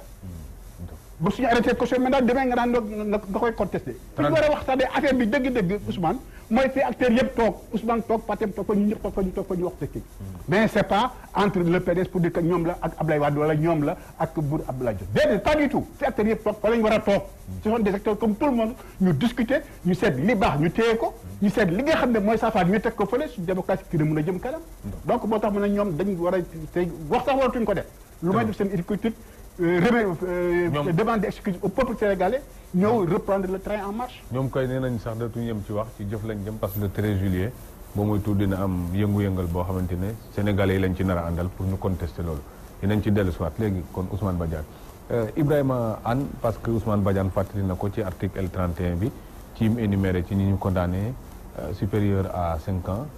une peine de 5 ans te sa candidat aussi di Khalifa Sall dañ ko condamné à 5 ans loolu itam nekk loo xamante ne am na xel yu commencé ñaaw ne boo muy tuul mën na aw yoon yu Karim Wade aw loolu itam nekkaat beneen gisin boo xamante ne est-ce que tey nit mën na ko yaakaar ci loo xam ne administration comme ni ko Ousmane waxee mën na séparer wu ak politique. xam nga Ousmane am na loo xamante ni ñoom ñu la koy wax ñoom ñoo ko gën a xam nga les Sénégalais sont très responsables bu fekkee ni da nga wax ni da ngay woote dialogue politique dafa am noo war a taxawee gis nga problème liste yu bëri yi nii li si bëri ñoom la puisque li ma la wax ñoom dañoo am benn planification bu ñu def pour 2019 boobu moo tax fépp foo xamante ni dañ fa war a respecter le droit ñu jalgati ko puisque boo xoolee tey jii constitution bi si préambule bi dafa ni la nous devons respecter il doit y avoir le respect et la consolidation de l'état de droit dans lequel l'État et le citoyen sont soumis aux mêmes normes juridiques sous le contrôle d'une justice indépendante mais aujourd'hui bu ñu xoolee su fekkee ne dañuy wax côté boobu pour ñu déjouer loolu ci constitution bi li ñu teg la cour de répression et d'enrichissement illicite comment se fait-il ngi ndox damay jox benn exemple rek comment se fait-il tey jii ñu génne cour boobu bi ñu ko génne benn nit lañ ci jugé. yéen waa parti socialiste du ñoom yow da nga ni ñu génne ko yéen a ko génne woon waa parti socialiste nga baal ma ci rappel bi wax réew day yéen a avancé ci jugé benn nit réew day avancé waaw kon kay su fekkee ni par exemple li ñu doon def au temps des colons moom la ñuy continuer di def parce que ça nous arrange ça veut dire que non on n'avance pas. On est d'accord. Aujourd'hui, c'est un problème d'état de droit qui se pose. D'autres problèmes Karim Wade, d'autres problèmes Khalifa Sall. Les problèmes bi mooy naka la ñuy mën a def pour respecter l'état de droit ba nga xamante ni juridiction yi ku si nekk ni nga war a def di nga ko def état def lu mu war a def les collectivités territoriales def lu mu war a def bu ñu xoolee tey comme ni ma ko waxoon sur la République c'est le peuple. La République c'est le peuple. d'accord Si c'est le peuple et que Macky Sall est là pour quand même garder tout ce que le peuple lui a donné parce que xam nga kenn ñëwul mettre en jeu pouvoir Macky Sall mais dina bëgg par exemple ni ñu ko joxee pouvoir mu respecté ko mu respecté pouvoir keneen xam nga aujourd'hui lii seen problème avec Khalifa Sall tey jii dañu def entorse sur la comment encore la libre administration des collectivités territoriales des collectivités locales la wax sax parce que bu ñu waxee par exemple la collectivité locale am na loo xamante ni constitution moo ko jox te avant ñuy dem si collectivité locale nañu xool par exemple le maire en tant que tel lu constitution bi wax dafa ni Dakar en son article 2 est la capitale du Sénégal. Si Dakar est la capitale du Sénégal, que doit être la personne qui incarne cette capitale du Sénégal? Le maire en question doit être même dans le dispositif du protocole de l'État. Mais ñoom lu ñu def dañu ñëw jël maire boobu génnee li nga xamante ne mooy prérogative yi nga xamante ni daf ko war a am ñu sànni fale puisque le maire de Dakar depuis 1922 dafa am loo xamante ni moom lay incarné te bu fekkee ni dafa am loo xamante ni par exemple dafay am ay nu mu tëddee ay hôtes yu war a ñëw kan mooy gérer nu mu tëddee accueil bi c'est le maire de Dakar am na yenn problème yoo xamante ni bu fekkee ni dafa war a ñëw Sénégal ñu war koo taxawal kan moo koy yore c'est le maire de Dakar et ñu jógee ci cadre maire de Dakar ñu ñëw ci collectivité locale souvent boo leen déggee dañ naan le maire de Dakar ak yeneen maire yëpp benn loon et toujours ñuy wax ci problème caisse boobu lu tax ñu dugal ko caisse dañ ko tuddee caisse d'avance mais c'est des fonds politiques qui sont là ces fonds politiques là bu ñu ko joxee le maire puisque décentralisation dafa am nu mu tegoo pour wane ni am na foo xamante ni nit ki mënul jot état am na foo xamante ni nit ki fu mu méngool mooy mu mën a jot maire bi nga xamante ni moo mën a jot soxlaam puisque moo fa jël ko moo tax pour disparité mais léegi comme loolu yëpp nag am na mu am nu mu bindoo bi jur lii tey ndax da ngeen di wax comme ni waa kër Karim Wade di wax wala waa PDS ne bu dul candidat kenn du fi doon candidat wala yéen fu ngeen toll ci mais actuellement Khalifa il sera candidat xam pourquoi parce que ñoom dañu jël jalgati préparer benn yoon boo xamante ni foofu loon dañ def pour Khalifa bañ a nekk candidat parce que en matière de droit balaa ñuy wax ci procès dañuy wax procédure bi ñuy waxee procédure xamante ni ñoom ci procédure yi mu am ay aspects de nullité yoo xamante ni les avocats de Khalifa dañ ko soulever ñoom ñu bañ ko léegi ñu dem ba foo xamante ni mu xam ne bu fekkee ni suivre leen ci lii ñoom li ñu bëgg moo naam jéem a fexe ba nga xam ne Khalifa du nekk candidat bu leen ci suivre dina am problème ba ëllëg li ñu bëgg def nañ ko def moo tax ñu teel a jóg les conseillers de Khalifa ni comme ñii fu ñu bëgg jógee dañu def entorse li nga xamante ni mooy constitution bi donc dañ jéem a seet yenn pexe la ñuy def muy cour de justice de la CEDEAO. de justice de la CEDEAO. ba ñu demee foofu ñu jëkk def ko ñoom ba ñuy dem xam nga ñaata avocats la ñu yóbbu. ils ont amené 5 avocats. ils ont amené 5 avocats. ñoom waa état. waa état. Khalifa Sall 2 avocats la envoyé. bi ñu toog ñoom ñëpp ils ont plaidé. ba ñu plaidé effectivement li nga xamante ni moom la ñu jox Khalifa mooy li nga xamante ni moom la ñu bañ ñoom moom la ñu bañoon fii. ni duñ ko def. loolu la cour de la CEDEAO gis ni effectivement Khalifa est dans ses droits on lui a privé ses droits. ñu jox ko condamné leen pour ñoom ñu fay. 35 millions pour ñu fay Khalifa. 35 millions denc bu ñu ko denc. de un comment peut-on prendre un député nga xamante ni. immunité de son immunité parlementaire nga xam ñoom dañ ko doon bañ au départ bu ñu demee ba si biir ñu ni kon léegi am na immunité parlementaire ça c'est de un. deuxièmement ñu dem mu am ay aspects de nullité yoo xam ne dañ ko soulevé aspects de nullité yooyu yëpp ñoom nanguwuñ si benn. bi ñu demee ba si biir ñu ni. dencin beeg yooyu yëpp salfaañe nañ ay droit am mais léegi yow du gulet CEDEAO di jël ay décision ci réew mi ban yaakaar ngeen am ci biir décision. mais xam nga le même problème. parce que ñoom la ñuy def ni pour bu contester la décision de la CEDEAO. mais c'est un grave problème pour le Sénégal. parce que ku ne xam na ni il y a ce qu'on appelle la hiérarchie des normes. hiérarchie des normes par exemple bu fekkee dafa am loo xamante ni ay convention ay traité. mu leen la convention traité yi yow da nga ko war a signer. bu fekkee na nga xool nga war ko signer te méngawul ak sa constitution dañ la wax ni yow da nga war a xool sa constitution. nga modifier ko ba pare soo koy voté traité yi te bis boo ko xasee ba signer. ñoo supérieur leneen ça t'engage et ça c'est supérieur. si say éléments yi nga xam moom nga am. donc présentement. li nga xamante ni moom la ñuy fas yéene def. suñ ko defee. li arrivé woon comment ne ko Irak. par rapport à la convention bi nga xamante ni moom la ñu signé woon contre. le Koweït. mais mën na ñëw ba Sénégal. ñu embargo ko. ñu embargo ko mu comme sanction. comme sanction mën na c'est l'état. c'est la communauté des états de l'Afrique de l'Ouest. ok donc ñoom am nañu pression boo xamante ni. bu fekkee da nga ko topp mën na dem ba embargo économique mën na am pour le Sénégal. mu nekk parce que ñoom ñoo ko signé ils doivent le respecter. d'accord nañ ci dellu soit dégg ngeen ko yaatal parce que loolu aussi beneen point la boo xamante ne yàgg nañ ciy débattre te mooy décision internationale yi fii ñëw Ousmane Faye ci fi ñu toll nii tey nga xam ne yow gis nga ne pouvoir bi ak opposition bi dialogue bi wax nañ ko mënta jàll waxtaan consensus bi ñu wax aussi invitation beeg yooyu am na ñu teew am na ñoo xamante du ñu teew mais ñàkk a teew bi aussi dañ koy justifier rek ne yoon dafa teggul ci yoon est-ce que yow gisin boobu am nga ci mbir mi. non mënuma ko am. te may wax ni dinaa ci ñëw loolu mais may tooñ mon ami Modou Fall que je respecte d'ailleurs trop ci xam-xamam ak li mu ñuy apporter foofu. parce que ci domaine am.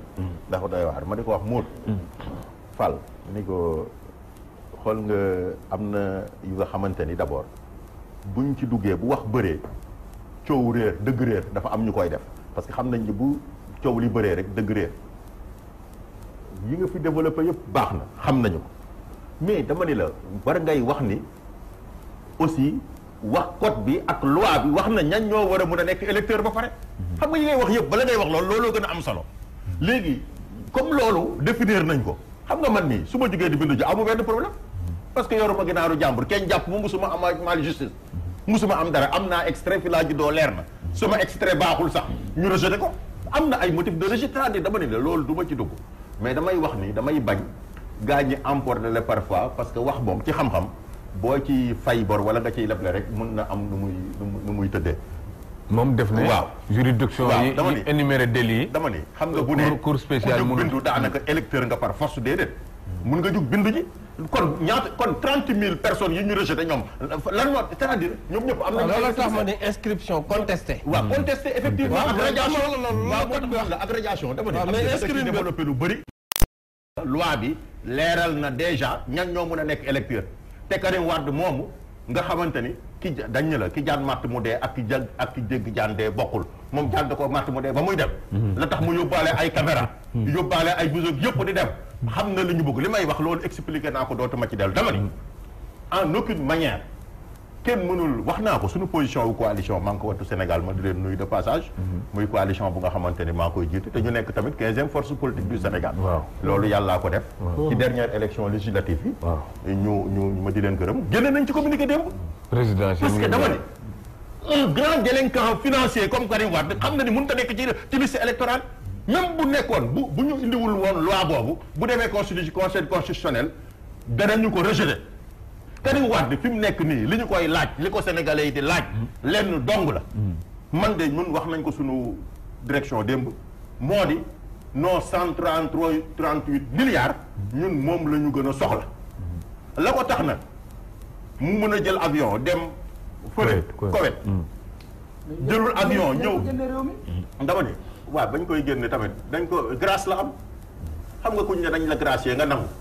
ñu defal la passeport nga nangu ñu génne la nga dem bind lettre te bañ la bindee lettre nga demit waxoo ni dañ maa génne dañ maa foxoñ da nga ni maa ngi ñaan di baalu sénégalais yi ndax conditions yi ma génnee permettre ma ko woon wax na sax indi ci affaire sëñ Sidi Muxtaar ak yooyu yëpp xam nga ñoom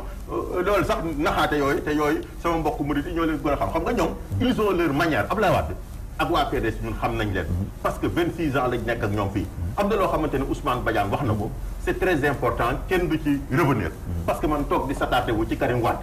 ku nga xamante ne kon yow jàpp nga ne mënta nekk candidat effectivement mënul nekk candidat fii ci réew mi te du ko nekk déjà parce que passage am moo tax ak casier judiciaire mag et tout il a un contentieux avec le peuple nan nga mën a ñëwee peuple bi ñëw parce que tout simplement sa baay mooy président de la République ay xuusma ñàpp yi ak jàmbu ko nit yi topp la di la tàccu nga ñëw sa baay yëkkati lépp jox la nga liñ fi nekk Sénégal yëpp kaddu olof bu jub sax mënoo ko làkk benn gis nga keroog ci OCI bi ba muy recevoir délégation ba dégg nga li mu commencé dañ ko bindal sax waaye ba mu liiree da cee génn bismillah mu nuyu sam papa yi góor nuyu sam papa yi jigéen géejawaay bii rek bañ fay dem keroog ñu ngi woon ak moom mais moom géejawaay bi jàngal nañu ko lu mat 2 heures de temps Moussa Sy ko doon jàngal ci oto bi mais ba mu demee sax ngeejawaay la doon wax li mu wax mun a leer mooy fii ñoo ko moom moo ci leer xam nga ni ku mel noonu seulement sunu xaalis jël sunu alalu réew yàqu ko parce que li ñuy wax ni ay 138 milliards yi am na ko moo ko denc mook Idrissa Seck yam rek xam nga waxuñu sax jëluñu xam nga jëluma ak kenn du gis xaalis bi du benn moom man ci sama bopp xam naa ni li ñu koy topp def na lu ko raw ndax man ci sama bopp billaahi watul anul akib barki Cheikh Seydi Aboubacar Sy moom wax ni ma benn jour il fait des affaires avec Abramovich xam nga dafa mënoon tiitaru nag mën a rëy bëgg arrogant yooyu j'ai des affaires en reçu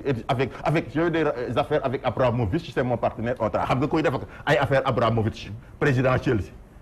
ak ni Abramovich ci toll xam nga dama ne kon yooyu duñu ko wax léegi yow kon yow yaakaaroon ci yooyu dama ne yaakaaroon ne yow ñu bàyyi ko ak sénégalais yi mu bokk bi xam kon lim ci jële moo non naa de réew nag dafa am texte ak loi ak organisation Ousmane bala nga naan déedéet dañu ne critères yi ñuy nekkee candidat mi ngi ni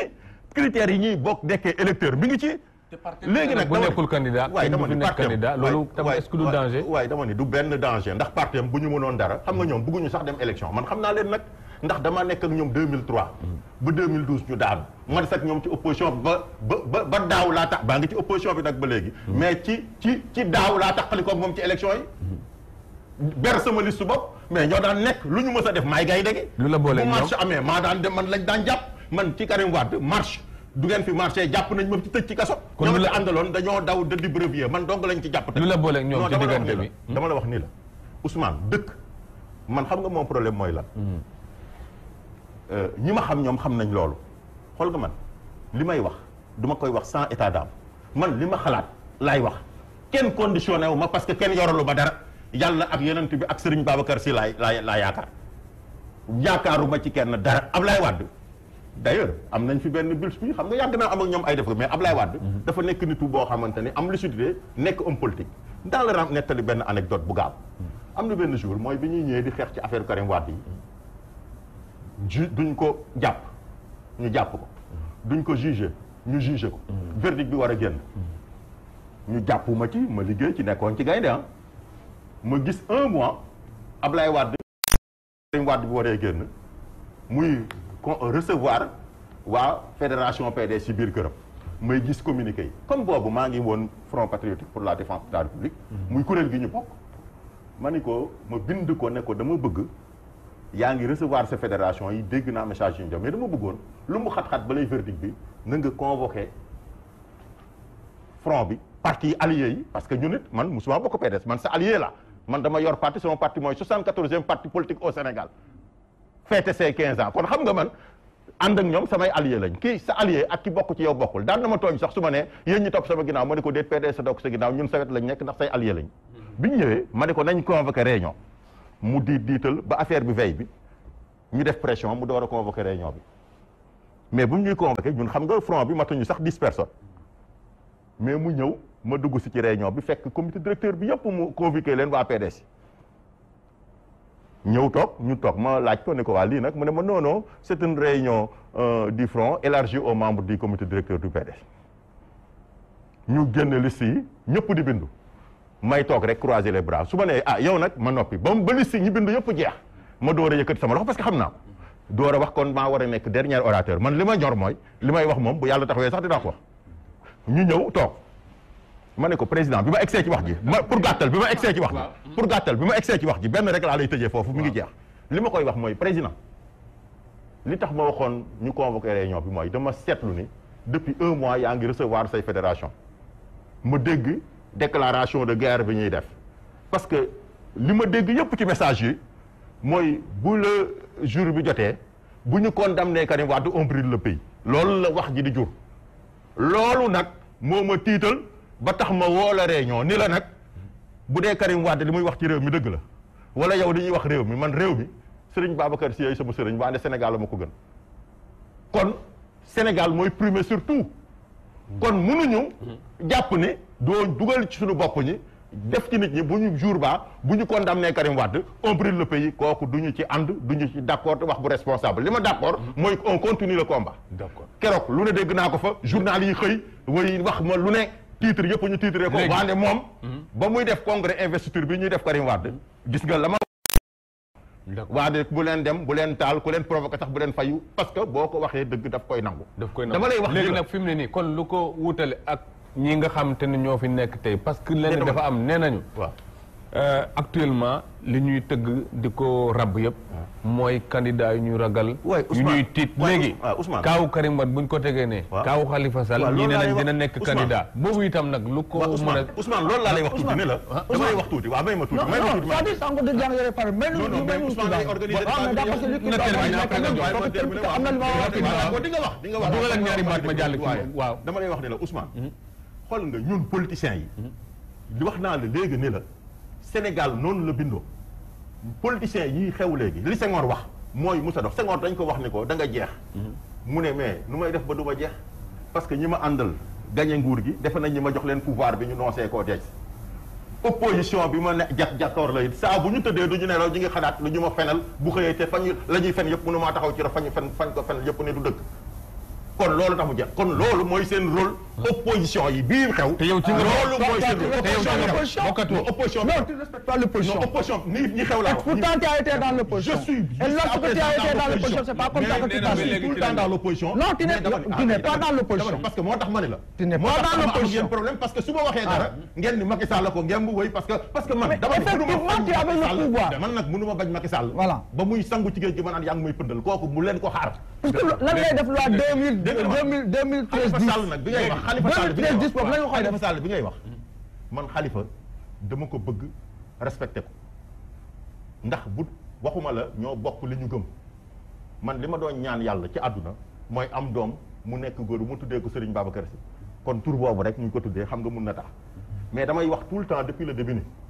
nekkagul ci situation bu bii Karim Wade nekk Khalifa Sall ku koy tëkkale Karim Wade sax yaa ngi tooñ Khalifa te Khalifa au fond de sa cellule dina la mere parce que c'est bokkuñu mi ngi mel ni yàlla ak yàlla. d'accord. d'accord nga ni avec Khalifa Sall. ils ont fait entorse au code de collectivité locale. ils ont fait entorse à la constitution. pour mën ko denc pour mën a bañ a nekk dara. ñaara ko jàpp. ket a ko jàpp ket. dara jàpp ko yéen a ko jàpp. ket ak dara jàpp ko yéen a ko jàpp. wax de soppe yu noon bu muus moo ma gën a bu ñu xoolee même dafa mel ni soppeem yi parce que ba léegi gis nga yéen li ngeen di wax. parce que même bu ñu xoolee ngeen ni du moom dong. li muy def déedéet dama ni. non du man dong du ñëpp. d'abord parce que la ñeneen doon def. voilà ci moom bu nee sàcc na mu ne déedéet wax de. la loi 2013 dañu xamoon ne lim ñuy may da koy sàcc. la nga may ñu xaalis yéen bàyyi leen seen. la loi 2013-10. may la woon sax yow may la woon sax pour nga jël inspection générale d'État di ko indi au niveau de la mairie de Dakar. kon deuxièmement weddiwu leen dafa jël suñ waxee ngeen ni jël na waa ne diw la ko jox may waa ne ki sàcc nag mais ki mu may léegi nag xaw ma woon et puis le tribunal ci boppam moo ne Khalifa n'a pas détourné waaw bañ a détourné le tribunal le procès il a bien dit que Khalifa Sall n'a pas détourné et c'est clair le jugement est là Ibrahima Anne ak Ousmane le jugement est là tuuti kon yaa wax ne tribunal ci boppam tribunal ci boppam moo wax ne tuuti Khalifa Ababacar Sall n'a pas détourné par conséquent mënuñ ko si topp. d'accord billaay bak sëñ Babacar si bi ma yaakaar. voilà bi nga yaakaar laa yaakaar tribunal moo ko wax. li ngeen bokk bëri na mais léegi tribunal leer na mais néew na dafa jël condamné na condamné ko si yoon condamné ko si yoon d'avance nga détourné ko loolu il n'a pas parlé kon yow fausse facture indi facture Khalifa n'a pas fait de fausse facture loolu laa lay wax Khalifa n'a pas fait de fausse facture non Modou Fall nga xamante ne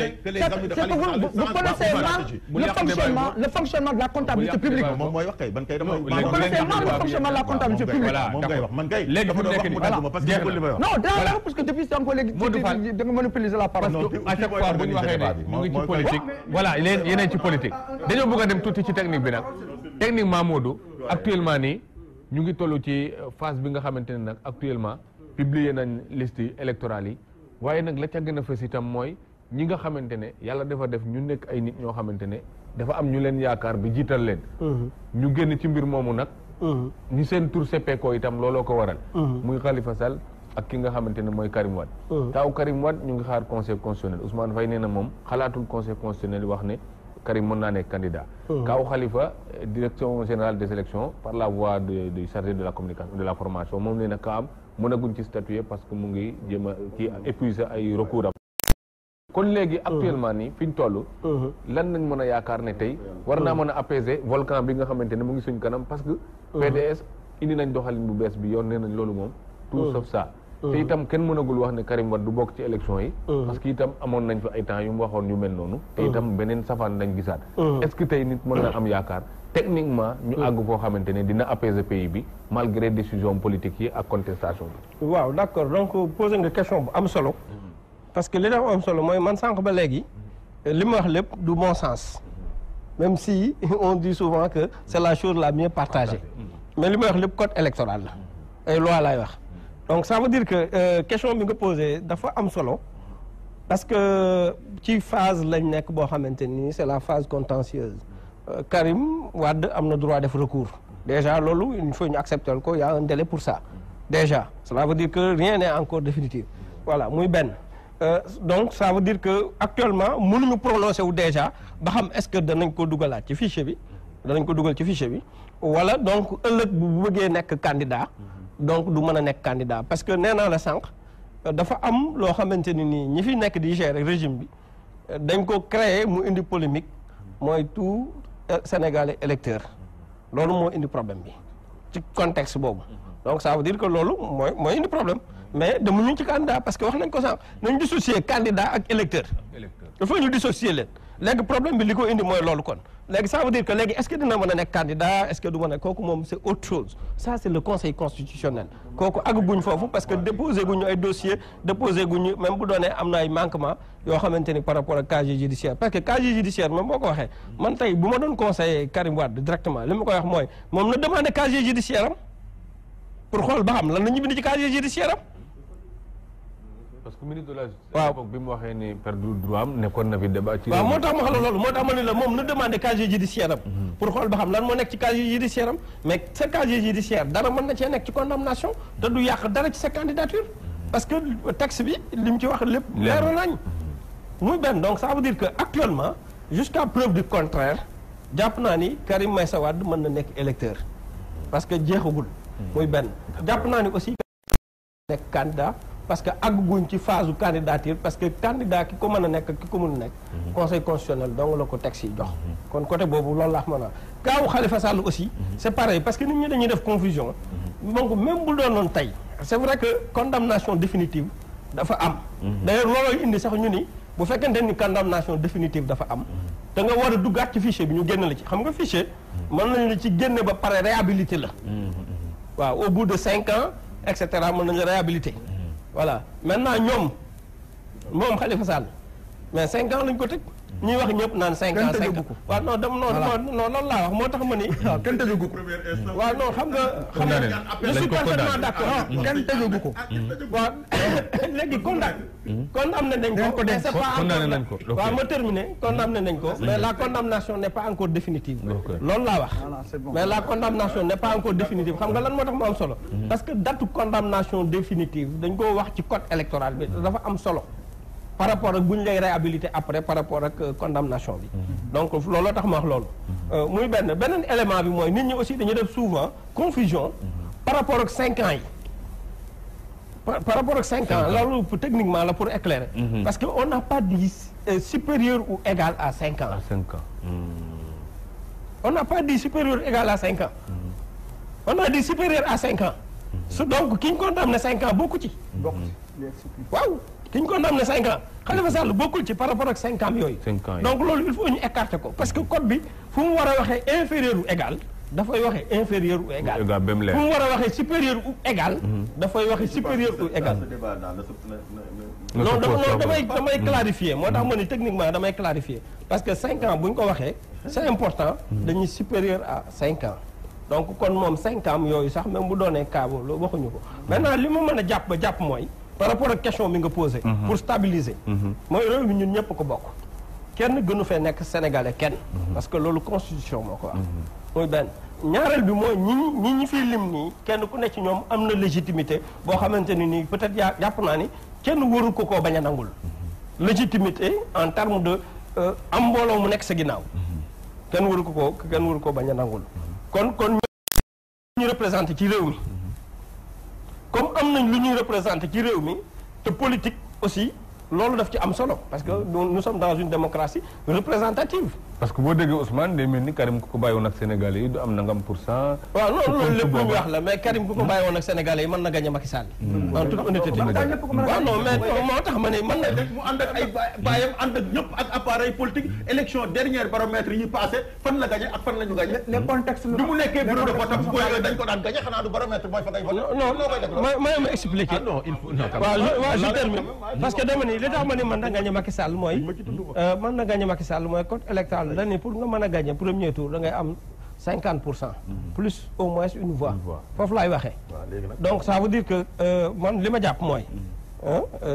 li ma jàpp scientifiquement mooy la deuxième force politique du Sénégal c'est le Parti démocratique sénégalais non la deuxième force politique du Sénégal c'est le Parti démocratique sénégalais une coalition c'est une grande coalition mais vous aussi on parle d'identité séparée non xam nga PS goto comment quoi l'AFP non xam nga li tax ma ni mais c'est une grande coalition affaire yow it waaye yéen ñaar man bokk benn bokk yaakaar bokk ba affaire naan ma yéen Ousmane ma terminer rek rapidement benn ma dem ba ñaari non dama bëgg a terminer rek dama bëgg a terminer rapidement xam nga boo gisee wax ko mooy bu ma nee la deuxième force bu ma nee la deuxième force politique du Sénégal mooy le PDS ci coalition bi mu waxee même boo séparé woon Benno Bokk Yaakaar considéré ko comme parce que c'est une coalition man logique boobu laa demee xam nga sànq dañu moom moo 4e force 14e force waaw 15e force mais 15e force boobu nga wax ni moom nga waaw da nga classé par rapport ak résultats yi waaw mooy boo classé par rapport ak résultats yi aussi nga mën a bàyyi wattu Sénégal bi nga xamante ne nii moom la Ablaye Wade di jiite woon quand même mu nekk 2e waaw moo tax ma ne la waaw moo tax ma wax la loolu rek xam nga de toute façon ñun ñëpp ay hommes politiques lañ xam nañ ce que le PDS représente au Sénégal sa représentativité donc moo tax ma ni loolu mën nañ koo jàpp moo tax ma jàpp ni tey jii bu fekkonte ni élection dafa am ki jiitu muy président Macky Sall encore une fois man je suis neutre dëgg moo war laa waate kenn saxaluma lem kenn saxaluma suukar li may wax lépp dafa am foo xamante ni damay jéem a être j'essaie d'être objectif d'avoir une certaine objectivité par rapport ak li may wax pour ëllëg ak sama avenir politique donc waxuma ngir tey jéem a analyser froidement ba pare basé wu ci taxi li ma bëgg a wax mooy bu nekkee deuxième force politique tey jii ñu dem ci élection man jàpp naa ni mën naa génn deuxième xam nga loolu projection yàlla rek xam mën naa génn deuxième mais bu génnee deuxième ci condition yoo xamante ni deuxième tour dañ ko wax ci code électoral bi ni dafa am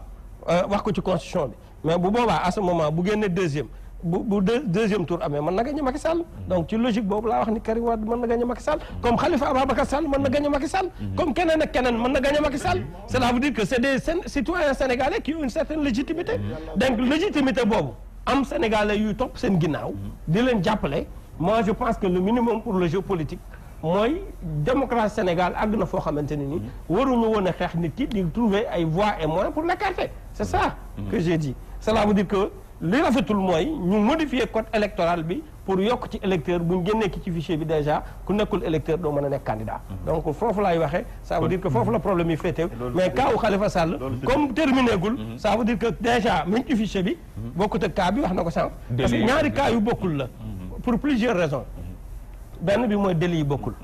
délit d'enrichissement illicite am na fi fële wax nañ fa faux usage faux wax fa aussi escroquerie muy ñaar fii aussi boo xoolee ci plus de 5 ans lañ ko tëj parce que supérieur à 5 ans bi ñëw na kii 5 ans kese lañ ko tëj cela veut dire que moom supérieur à 5 ans boobu day ñëw beneen bi mooy aussi Khalifa Sall atteem jeexagul te kële atteem jeex na voilà donc nekkul même cas yi comme yëf yi lëndëm na lool bokk nga ci ñuy proposé PDS ñu wut PDS moom li may proposé mooy xam nga aussi franchement en politique am nañ expérience et cetera mais des fois nit xelam da koy nax même si c'est une conscience globale mooy le PDS mais li ñu war a def mooy wut plan B parce que bu ñu amul plan B mënuñoo tere ci réew mi Sénégal élection am fi parce que ils ne sont pas majoritaires par rapport aux autres Sénégalais kon yaakaar naa ne li ñu war a def mooy soutenir un candidat boo xamante ne nii war na mën a samp ndëndëm bokk ci élection yi te foofu la ñu war a dem parce que beneen leneen lu ñu def li doyen waxoon sànq parce que man fépp fu ñu ma woowee ci dialogue damay dem fépp fu ñu ma woowee ci dialogue ak fu mu mën a doon ak lu ñu mën a wax xam nga keroog caution bi demoon naa j'ai pris la parole fépp fu ñu ma mën a woowee ci dialogue damay bi ñu def encore une fois mooy li ñu boycotté cadre de concertation sur le processus électoral loolu moo leen indil tey li leen dal donc il faut ñu am un plan B. d'accord il faut ñu am un plan B Ousmane Badiane waa xaaral da nga monopoliser woon Ousmane xaaral ma terminer ak Ousmane Badiane rek après ñu ñëw waa Ousmane Badiane parce que ci côté boobu nga xamante ne actuellement ñii Modou Fall mu ngi leen di proposer plan B loolu itam nekk loo xamante ne sax ca njëlbeen ba léegi nit ñaa ngi naan plan B war na am PDS nag ñàkkuñu expérience du ñu ay nem politique peut-être ñu ngi ci ay pexe yoo xam ne mënuñ ko wax keneen mais yow ni mbir mi bindoo nii ak contexte actuel ak cadre boobu ni nga ko xamee ndax loolu lu mën a nekk la est-ce que bu amee aussi lan la mën a wàññi ñi jàkkaar loolu oh man dégg naa li suma xarit Modou wax je crois que ànd naa ci pour le cas du PDS parce que ñoom erreur bi ñuy def moo di tant président Ablaye Wade wax nañ ko léegi def na 26 ans de vie doon na contexte boo xam ne bi ci temps Diouf ute na ak contexte bi ci Macky Sall parce que tant président Ablaye Wade avant alternance am c'était mooy période surenchère li ñuy wax jël épée démocrate teg ko ci boppi Diouf xamal ko fuural boo ma deful lii c'est ça arrêtement wala je vais brûler le pays président dellu mu avancé et actuellement nekk ko ci contexte boobu président Macky Sall dugg ñu jël épée dans la presse ne ko defal ma lii ba retenez-moi ba je brûle le pays c'était ça la stratégie de Wade retenez-moi ou je fais un malheur mais cette période c'est fini ñoom war nañu xam ne nekkatuñ ci contexte boobu donc bu ñëwee nekk nii naan mu neex mu naqari on a un candidat bu Macky bu Karim doon candidat Macky Sall du ko doon ne ko fu ñu ko teg fu ñu teg wax jooju est-ce que ñoo yor réew mi est-ce que ñoo yor les lois de la République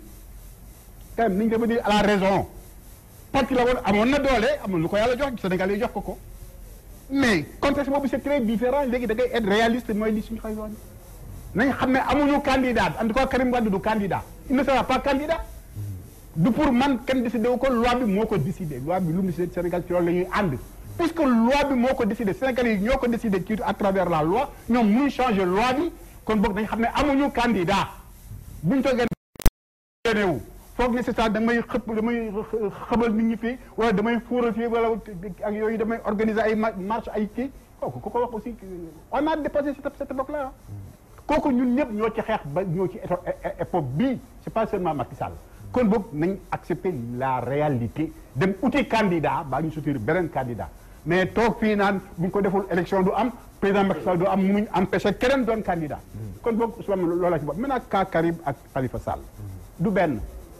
Khalifa Sall man suma xay la tout le monde le respecte il n'est pas encore jugé définitivement kii mooy premier jugement bi c'est ça def na appel le 2 juillet peut-être dinañ ko vite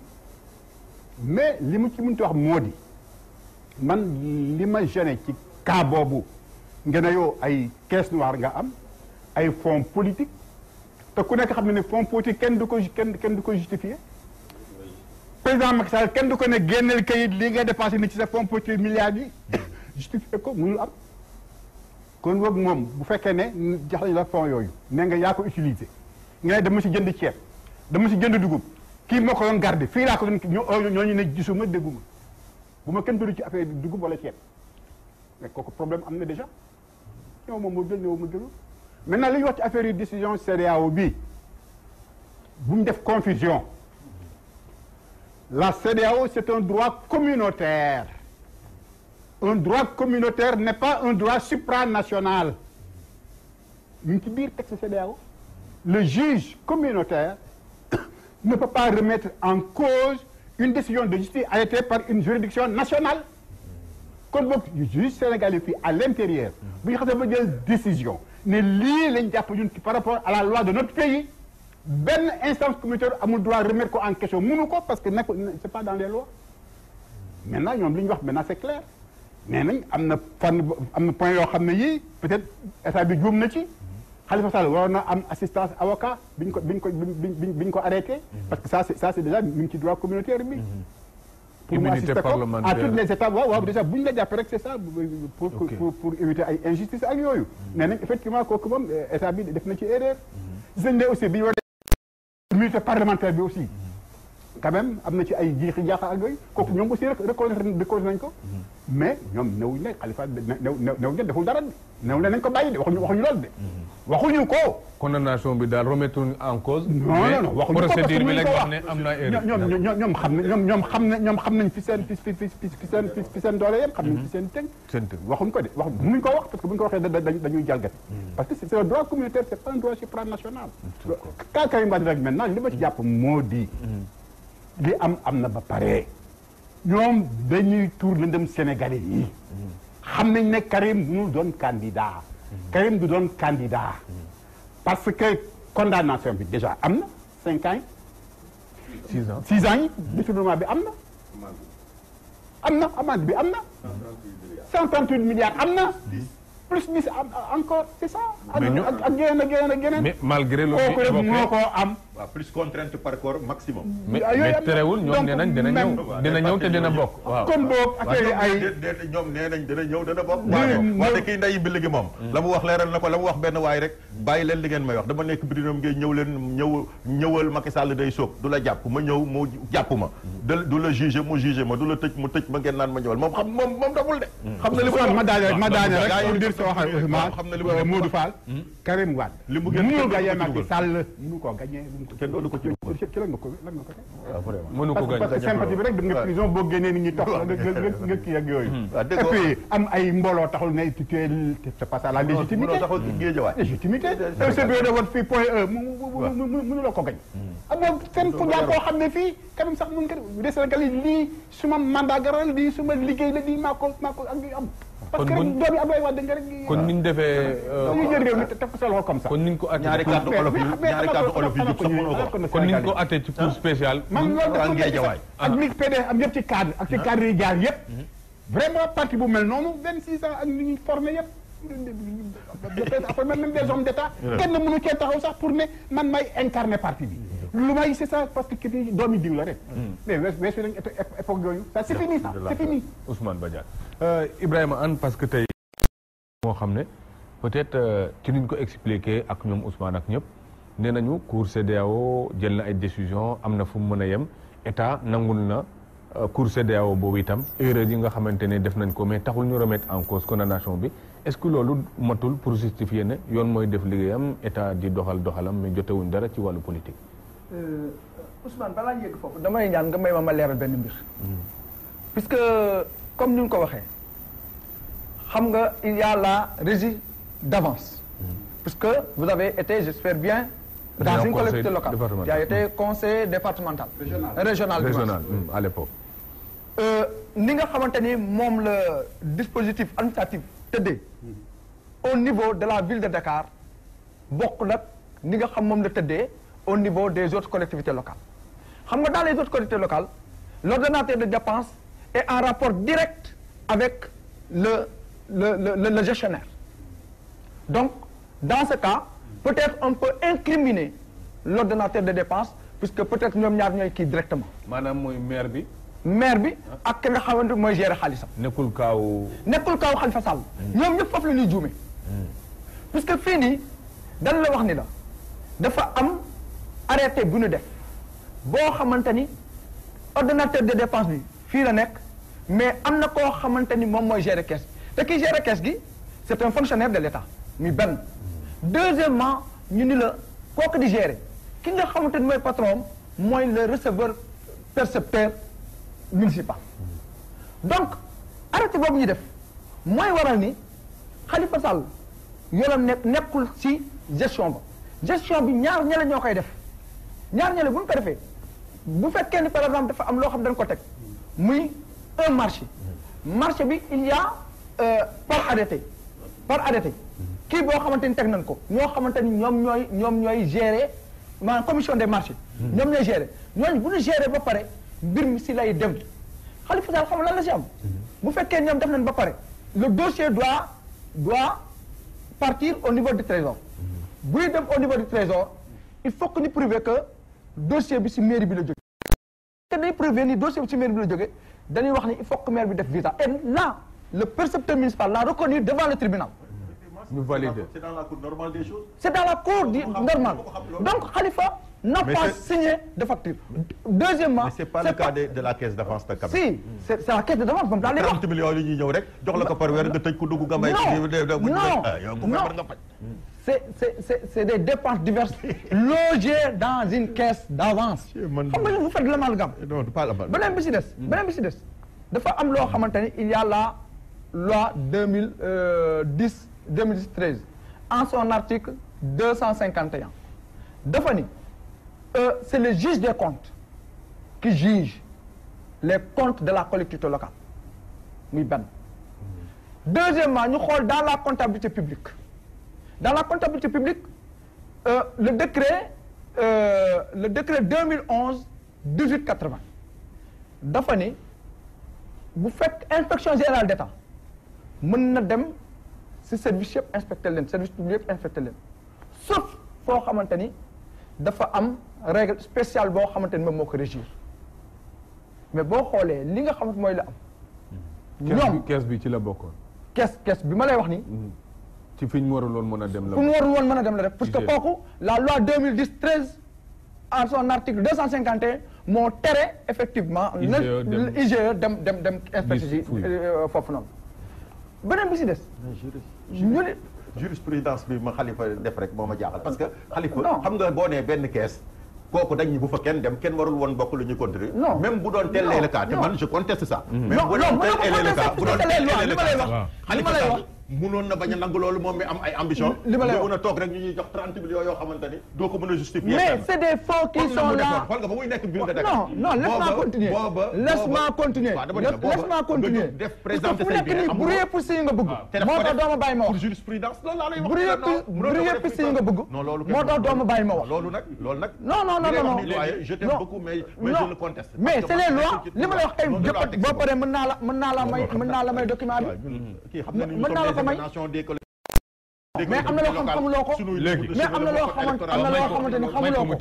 dans la gestion des collectivités locales. may ko mu terminer. donc le maire n'a rien à voir avec les factures. parce que damay joxe benn exemple rek. jëlal comme fii ngeen nekk nii. vous avez un gestionnaire. Sidy Lamine mooy le directeur général est-ce que kooku dinay wàcc di ñëw am yoo xamante ni da koy xool non. mais il n'est pas le cas de. non ci privé lañ nekk. non agent public la. agent public nag moo tax nag. l'agent public doit travailler pour li ngay wax c'est très grave. yow yaa comprendre yow yaa xamul lu koy jox nit nga ne bu mu am justification ak nuñ ko amee baax man daal na ngeen ma ko jox rek. ma koy jël di ko distribuer baax na xanaa xamul kenn ko war a voter loolu ban dëkk la am 30 millions par mois. pourquoi ñu dajale xaalis bi nga ne fuñ ko jëlee baax na man daal na xaalis bi rek laa compté da ngeen ma ko jox même Macky Sall le premier ministre il a 30 millions par semaine le premier ministre a 30 millions par semaine kooku c'est réglementé. Lui aussi c'est réglementé. Lui aussi c'est réglementé.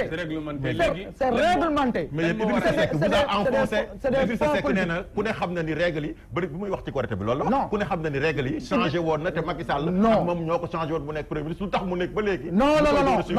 bu pervertir propos Idrissa Seck. non il l'a dit. non bu pervertir propos Idrissa Seck. li ngay wax ni. code bi yàgg ngay wax yow code bi changé na bu yàgg yow texte yi ak loi yi nga yow mais li ma lay wax nii c'est récent 2013 c'est récent c'est le nouveau code rappelé rek et li ma ko wax aussi 2000 le décret 2011 1880 kooku c'est léegi pour ñu terminer ci boobu parce que Ousmane may ñu tuuti te Khalifa kenn lu ko tere mu nekk candidat voilà loolu moom mën naa nekk mais léegi nee nañ par exemple comme moom koo xamante ne peut-être jàppoon nga ne yaa ngi ci yoon yaa ngi waaj a dem ci ay joutes yu mel nii te itam nga nekk koo xam dañ lay yeeru ci côté boobu est-ce que waruloon mën a jël ay garde-fou comme affaire yi dafa nekkoon il doit veiller à la bonne marche des choses te problème bu ci am responsabilité par cascade mën na ñëw bi daanu ci moom. xam nga Ousmane booy wax ne est-ce que comme dañ koy seet dafay ndokk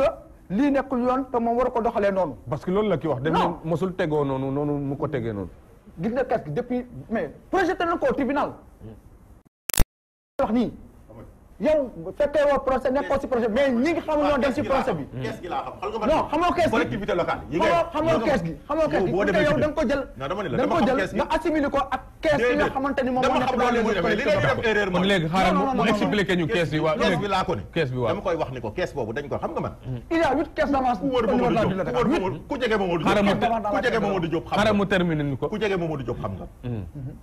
collectif ville de Dakar ak feneen fudul ville de Dakar ku ne xam nee naa la léegi pour gàttal nous sommes une émanation mën naa la ko wax des collectivités locales et du code électoral kii di raconté sànq dama koy wax sax di reetaan parce que ñoo ñëpp c'est un livre de chevet mën nañ gëmm di ko tari moo tax bu ñuy wax loolu ma ne ko ma reetaan ni ko yéen ci topp mais dama ni la xam nga kees gi ni mu daan demee kees bi ni mu daan demee kees gi ni mu daan demee waaw noonu la daan demee déedéet déglu ma wax ni mu daan demee noonu la daan demee laa wax déedéet dawul demewul noonu xam nga nu mu daan demee xam nga nu mu daan demee comme li mu doon wax ville de Dakar boobu temps dafa nekkoon xam nga nañ waxante dëgg depuis 2000 ak léegi dañu gis changement bu radical ci gestion des finances publiques parce que boobu dafa nekk avec l'événement de Ablaye Wade mu changé lépp d'ailleurs mais avec le temps ñoom du parti socialiste mënoon ngeen waxal leen dara lu nekk waande quand même orthodoxe de finance ça existait amoon na looy def même bu dee maguy di nga ko teg ci ay raay yu leer ba benn faay du ci am moo taxoon te en général comme le parti au pouvoir ñoo daan nekk tout le temps maire de Dakar de la ville te y a des dépenses yu nga xamante ne mënuloo ko génn ci rubrique présidence muy tertu yeeg gan wala libre yeneen ci ville de Dakar rek nga koy am comme yéen a bokk mbuus parce que yow ak ministre des finances bi yow ak sa collègue la wala yaa koy lif sa biir Dakar sax yaay secrétaire général coordination ak yooyu ñu jël ay rubrique ku xaalis di ko blanchir di ko rëccal foofu dama ni la personne n'a blanchi kenn rëccalul dana lay yónni dana lay yónni ci Mamadou Diop mu jox la xaalis Abdou Diouf waa parti socialiste danañ am événement mu wax Mamadou Diop financé noonu la demee mu bàyyi ko fi ba jóge fi Abdoulaye Wade ñëw Pape Diop nekk fa di doxaleeg moom noonu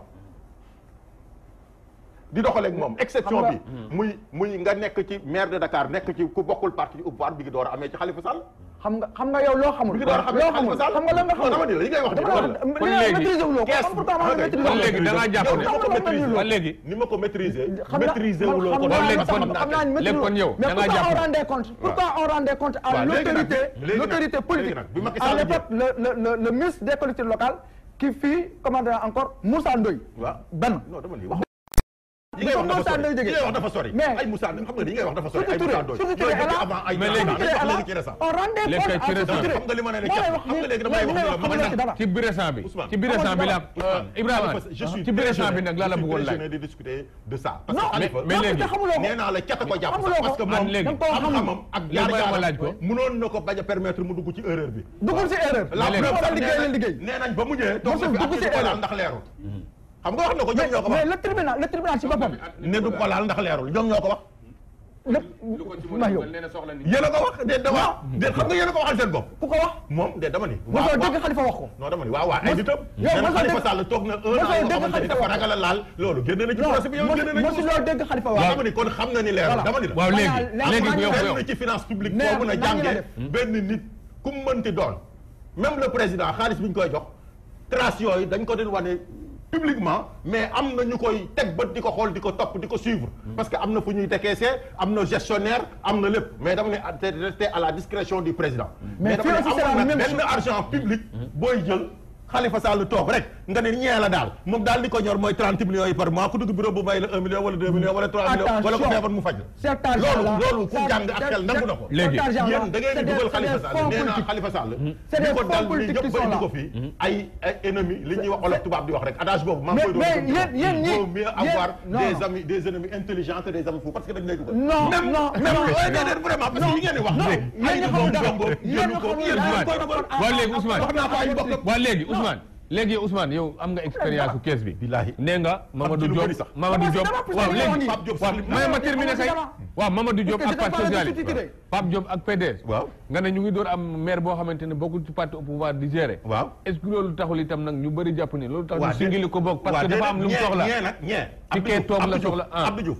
comme affaire bi moom la arrangé day gëm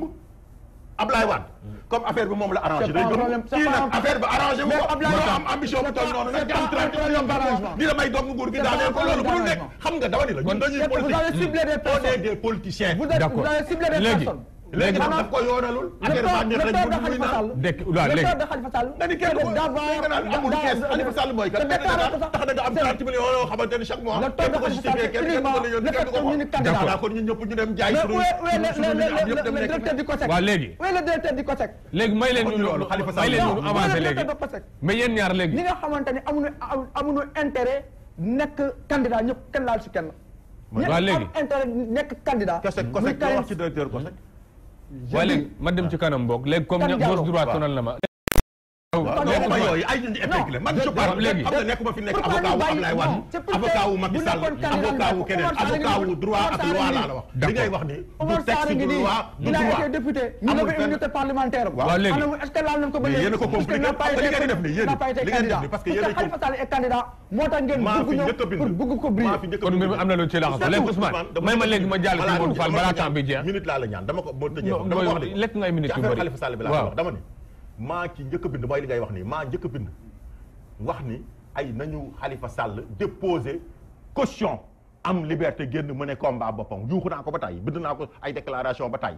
mais loolu lekkul ngeen ñëw indi commission waaye dama ne léegi yaa ngi ko def ba de après ci cëppaandaw ko ba mu demee rek ba nga xam ne loolu la fa def def ngeen ko dajale ngeen pour dugal ba ñu rejeté ko ndax njëkkewu leen ko parce que topp ay soppe yi dafa tax non bi ci desit mooy ngeen ñëw naan mu nekk ci kaso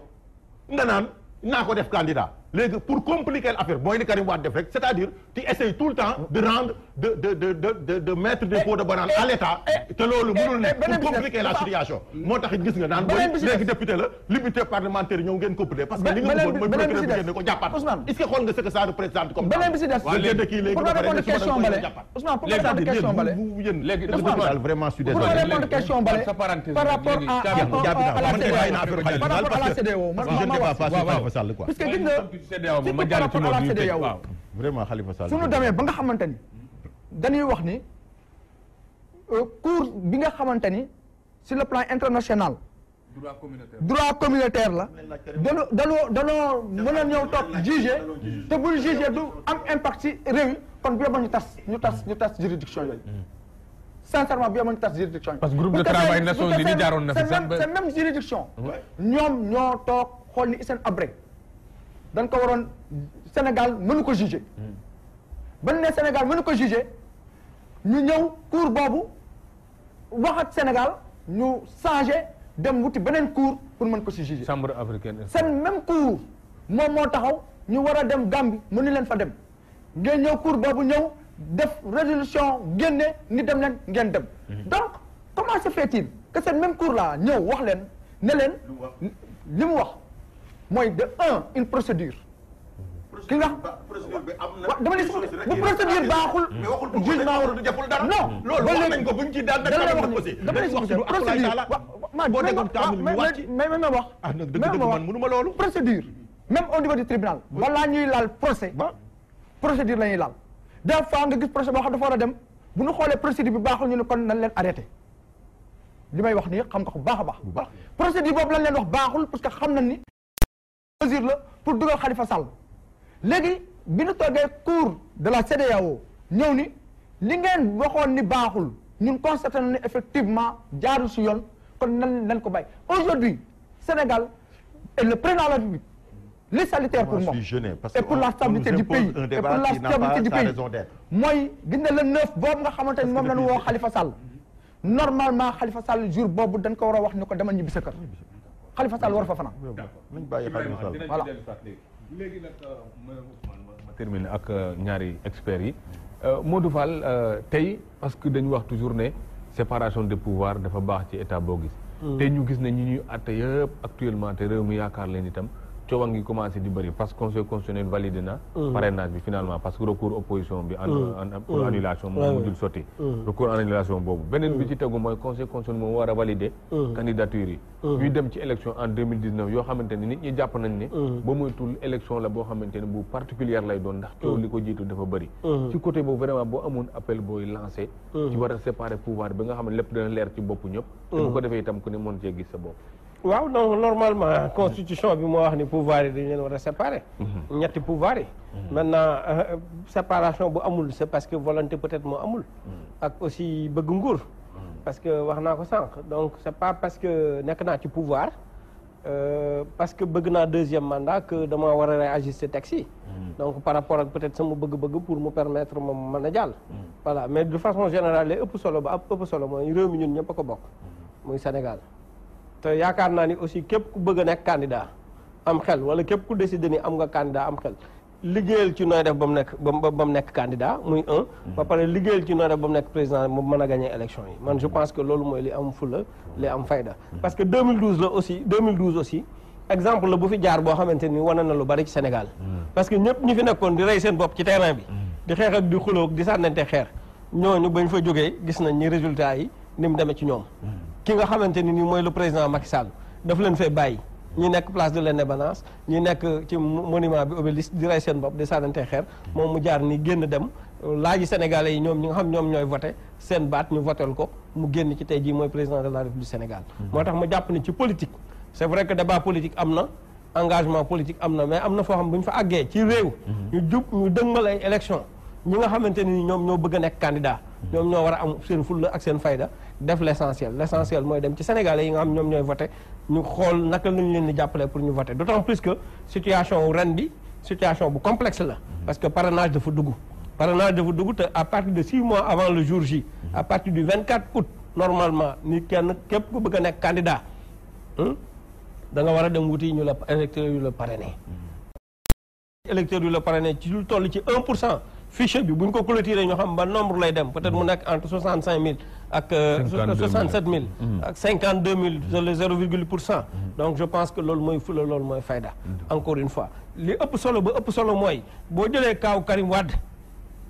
dafay def recours pour mën a dugg ci fichier bi recours bi ndax danañ ko accepter ndax duñ ko accepter dañuy juger mais jàpp naa ni am réew boo ci nekkee buñ jugé aussi ba àtte ba am loo xamante ni nangu nañ ko boo bëggee bañ a sonal sa bopp lañ àtte ànd ci nga xool yan solution ngay def doxale ni ngay doxale ci yeneen stratégie ça veut dire quoi ça veut dire que buñ jàppee ni Karim Meïssa Wade nekkul électeur ça veut dire que kon du mën a nekk candidat parce que mënul nekk ndax texte yi changé nañ leen kon bu boobaa donc li nga xamante ni mooy opposition bi essentiellement le parti démocratique lan lay def mooy combat xeex la rek l'essentiel mooy ki nga sampal ndënd mooy sa candidat na nga fexe ba mu gagné élection yi donc loolu mooy fulla loolu mooy fayda ki nga xamante ni aussi mooy Khalifa Sall atem jeexagul te expert yëpp ne nañ bu fekkente ni nii dafa jaar ci yoon rek te précipité wuñ ko kon warut a mën a jeex fii ak 1 an parce que tout simplement bu jógee foofu cour d'appel lay demaat feneen cour de cassation ainsi de suite kon donc dugg nañ ci loo xamante ni nii je pense que ñi ci am yeewute te am candidat yaakaar ni war nañoo mën a bokk ci élection yi di ñëw nañ dem ci terrain bi parce que aussi dañu nekk di wax rek xam nga grand wax na ko sànq texte yi boo xoolee texte yi toujours day am ay imperfection xam nga barki démb souligné naa ko posé benn question bu ñu wootee ci affaire caution bi c'est vrai que caution lañ doon wax mais dama fa posé benn question boo xamante ni par rapport ak quête électorale bi kenn répondre ci mu jëm ci parrainage bi voté nañ ko c'est clair que nit ñi dañuy voté ay parrain léegi mais Ousmane les Sénégalais de la diaspora amul fenn fu ñu bind ci code électoral bi ni am na région bu ñu bokk par exemple képp koo xamante ni nii am nga pourcentage bi ñu demandé te nga am ko 6 régions ci Sénégal te diaspora bi bu ñu compté la nga fa am mu ëpp 2000 nan lañ lay def xam nga bu boobaa dañu lay éliminer kon loolu injustice la ça veut dire que am na ay imperfections yoo xamante ni nii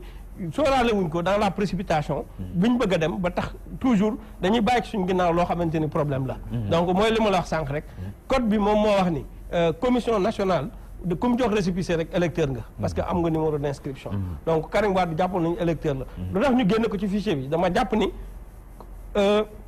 autorité centrale bi muy direction générale des élections moom moo jàpp ni contestation mën naa am foofu mu contester inscription wu Karim Meïssa Wade contestation bi mu amee mu justifié ni article 31 moo wax ni comme moom beneen délit la boo xamante ni bokkul ak délit yi nekk ci article 30 bi kon moom délit boobu muy enrichissement illicite ci article 31 bi la nekk muy tiré 3 donc cela veut dire que à ce moment donc li nga xamante ni nii moo ëpp solo mooy recours yi nga xam yoon may na leen ko ñu def ko te bu boobaa aussi lu ci am ñu xam ni ci élection lañ jëm te képp ku fi nekk di génne Sénégal yi duñ nangoo génn képp ku fi nekk di jéem a sànni ay xeer nit ñi nekkuñ ci loolu donc je pense que dëkk bi métti na métti goo xamante ni fi mu toll nii kenn ku ci nekk sa bopp nga tànn parce que pays bi gis nañ li fi xew problème mu ndox am na fi problème mu éducation am na fi ñu nga wax enseignement supérieur bi jëm ci bac boo xamante ni xamuñu fan nañ jëm ainsi de suite donc crise am na boo demee dans le nord nit ñaa ngi fay wax famine les gens sont dans la pauvreté ñu dugg ci nawet xamuñu ba xam nawet bi nu muy mujjee ainsi de suite je pense que daal léegi nag yow li ma jàpp mooy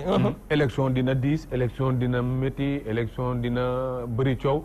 mais baat bi ci gën a ëpp solo mooy mu leer est-ce que nit mën na waaw léegi xam nga waaw mu leer mooy xam nga élection bu ñu koy wax li koy qualifié mooy élection libre déjà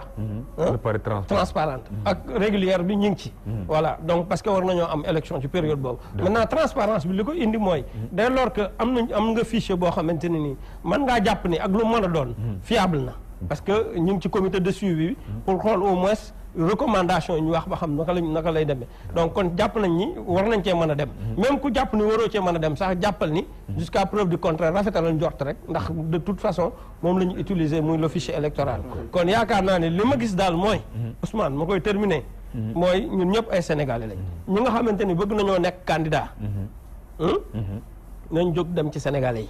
bu ñu demee ñu waxtaan ak ñoom ñu jàppale leen pour ñu jéem a nekk candidat muy parrainage bi ñu jàppale leen pour ñu jéem a mën a gagner élection yi donc loolu mooy fulla mooy fayda encore une fois je lance un message donc aux militants et militantes du Parti démocratique sénégalais plan B stratégie la buñ caché ou non je ne sais pas mais ce qui est sûr et certain mooy le Parti démocratique sénégalais doit avoir un plan B ñu ngànnaayoo ko Modou Fall dëgguma woon Ousmane Badiane ñu gis ne comme ni ko gars yi waxee fan yi tir groupé contre les 7 sages du conseil constitutionnel te ñoom ñoo war a arbitrer lépp leneen la ca tegu itam gisoon naa titre Rewmi Quotidien keroog mu ne le Sénégal fragilise la CEDEAO à travers décision yoo xam ñu ngi koy jël te bëgg ñu appliquer ko fi yooyu yëpp boo ko dajalee fan nañ war a moytu ak fan nañ war a mooy pour mën a am élection yu libre te transparente dëgg la Ousmane ñu ngi koy wax mais taxul mu am le Sénégal fragilisé wul CEDEAO parce que Sénégal dafa mus a fonk l'organisation communautaire des États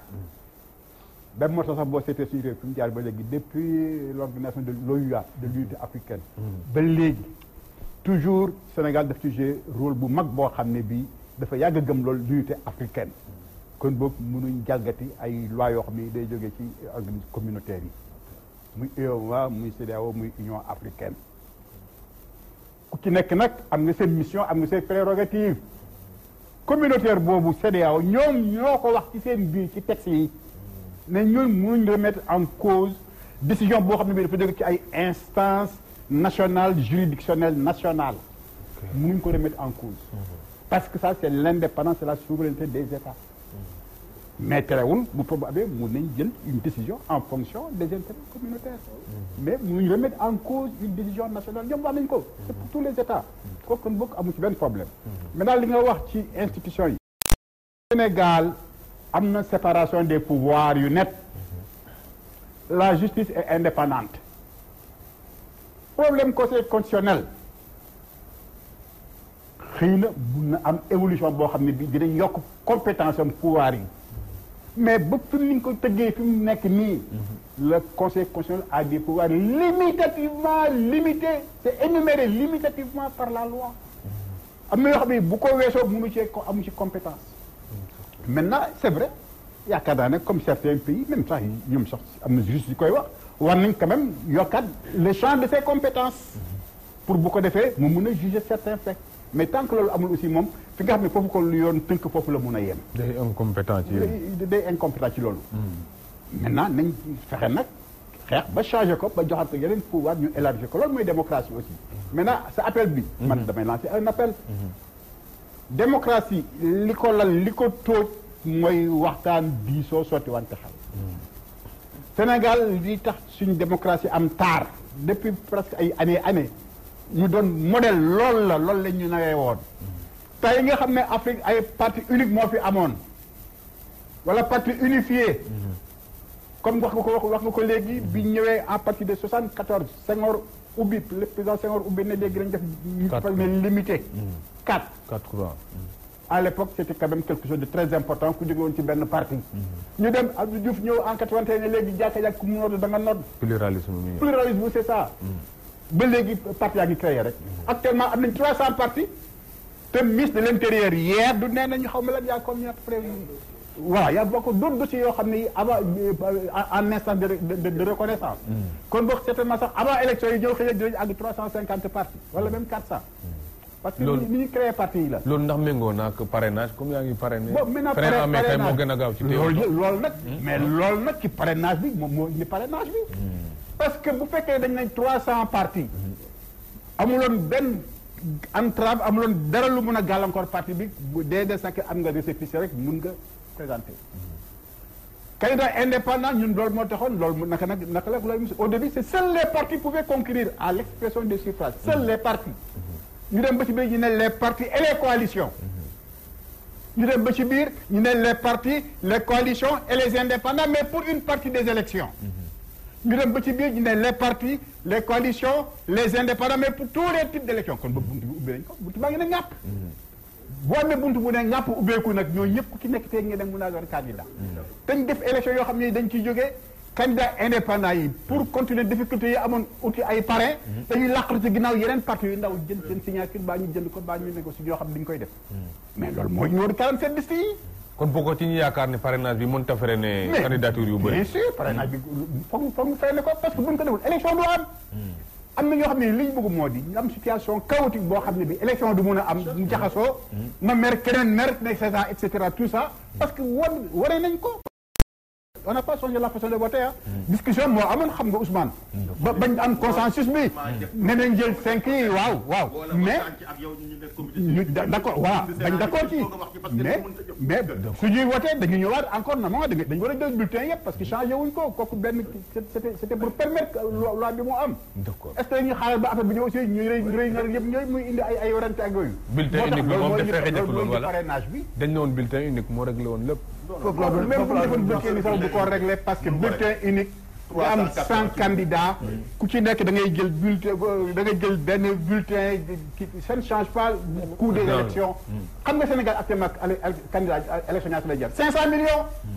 parce que avant 2000 ça coûtait 200 à 250 millions 20 ans après mais yokku na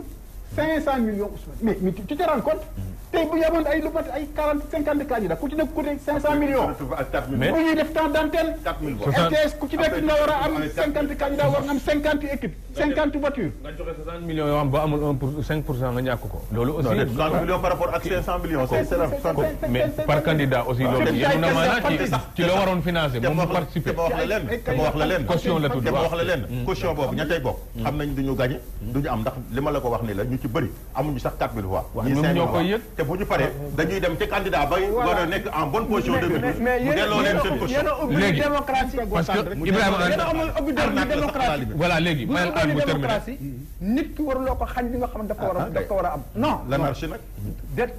devant man de devant l'anarchie je préfère la répression. du anarchie du anarchie dafa am koo xamante ni am ngeen pouvoir boo xamante ni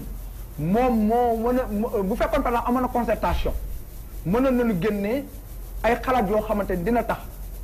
parti dina am ñoo xamante ni même bu fekkee ni dañuy dem ñu xool ñu ni élaga leen def dara lu dul dissoudre parti. Macky Sall ñaar mu terminé temps bi jeex na. dissoudre parti may la ma ci concertation. balaa may wax foofu sax yow si yow laay jum si. par rapport à la juridiction de la CEDEAO. pourquoi ñëwoo ci concertation CEDEAO d'abord. bi ñu leen ooyee. parce que gëmuñu parce que bu ñu leen wax genn si muy benn. beneen bi si des mooy par exemple cour CEDEAO xam nga léegi dafa wax ni. du amul si biir cour CEDEAO amul dara lu muy. bañ si influer ci décision dama bëgg wax ni la du décision lay influer. du décision lay influer mais bu fekkee ni par exemple juridiction dafa teg dafa taxaw. li nga xam moom dafa fekk moom la wax du ko laal. mais waxul jugement waxul décision bi nga xam dañ ko jël ba pare. waxul procédure. loolu la CEDEAO kii beneen bi si def. mooy pour l'affaire Khalifa Sall. c'est pas pour rien si vous avez lu maître Babou. nee na carrément ni. su ñu neexee mën nañu dem chambre criminelle te bu ñu demee chambre criminelle lii yoon joxe ku ne xam maître Babou li muy wax da ko xam mën na am kenn mënul juger Khalifa fileeg 1 an. loolu laa wax sax. kenn mënu ko juger fileeg 1 an. de fait Khalifa kenn mënu koo teree nekk candidat. donc li si des mooy gis nga sous-estimer problème yi ñëw sous-estimer problème yi ñëw moo tas Côte d'Ivoire. ni kii tekkiwul dara parce que yow yaa ngi foo xamante ni si ko kii nga nekk mënoo gis leneen moo tas yeneen réew Rwanda feneen ak feneen te ni ma leen déggee ngeen di wax yéen fu mu nekk gisu leen dara ngeen gisul parce que bu ngeen demee ba sous-estimer le PDS ngeen dem ba sous-estimer opposition yi ñaata ngeen amoon si élection yi par rapport à l'opposition réunie mu leen leen opposition lu mu représenté yéen ñi nekk pouvoir représenté wu leen donc ne serait-ce que pour ça war na tax ngeen delloo si seen xel xam ni li nga xam moo leen trouvé ngeen nekk ci biir ba mun leen gis lenn bis bu dañee da ngeen am lu leen bett ci réew te ñun nag loolu leen dul seetaan. d'accord léegi nag yow côté transparence boobu nit ñi am yaakaar yow am nga ko pour élection yi ñu jub nga xam ne vraiment moo ko war a lal parce que Ousmane nee na dañoo war a xool réew mi intérêt bañ a mer ak mais est-ce que amul ñu ñuy merloo wala ñoo xamante ne. mais dama lay jox exemple xam nga lan moo tax a jox décentralisation. pour quand même disparité yi nga xamante ne mooy am nit ñi di mer fii. ñii ñi di créer problème fii moo tax ku nekk démocratie bi ñu gën ko élargir pour ku nekk mën a gis si bopp li ñuy def mais malheureusement loolu nga xamante moo waroon ñëw pour ëmb démocratie bi ñoom dañ ko tas maanaam bàyyi ñeneen ñi seen yoon nekkul parce que am nañu seen armée am nañu seen li nga xamante ni ay forces de répression ba nga xamante ni képp ku jóg pour ñoom yéex dañu am mooy seen arme maanaam boo gisee même Macky Sall ni dafay recruter ay policiers pour recruter ay xawma lan pour réew mi en réalité c'est son pouvoir qu'il est en train d'armer. D'accord kon léegi jeex na ñu ngi lay gërëm di la sant Ibrahima Anne. au dernier mot rek. non yow kay 1000 moo nga fi dugal. au dernier mot de du ma tontu sax li dama koy wax ni ko de toute façon man du amate mais dafa am nag lu nga xamante ni moom laay tëjee te c'est très important c'est pour la manifestation du 13 juillet bi nga xamante ni PDS ak ñi mu àndal ñi ngi koy def. dafay am waaw yëg nañ nag ay information parce que Abdoulaye xam na ni bëggul élection mënuñu dem élection soxlawuñu élection li ñu bëgg mooy rendre le pays ingouvernable pour pouvoir permettre à son mentor à ses poussins à son mentor de venir négocier jot nañu xaalis bu bëri ñoom de résistance nationale ça c'est un raisonnement de politique jot nañu xaalis bu bëri pour ñu déstabiliser ay hommes d'affaires Qatar yi jox leen na ci état bi nag te nag jël ay responsable parce que dëkk bi kenn du nangu ba yow man nag bi ma opposition yaa ngi may dajalee du ma pouvoir yaa ngi ma naan yéen ñu ngi gërëm di sant bu baax Oustaz Assane Diouf mi di gërëm bu baax di sant Cheikh Diop mi ñu gunge ci wàllu régie ba di gërëm di sant Ousseynou Sall ak ñoom Alxaasim ñi ñu dimbale ci taxawaay bi di gërëm di sant ñëpp nag di rafetlu seen ànd ak Diine ak Jamono wasalaam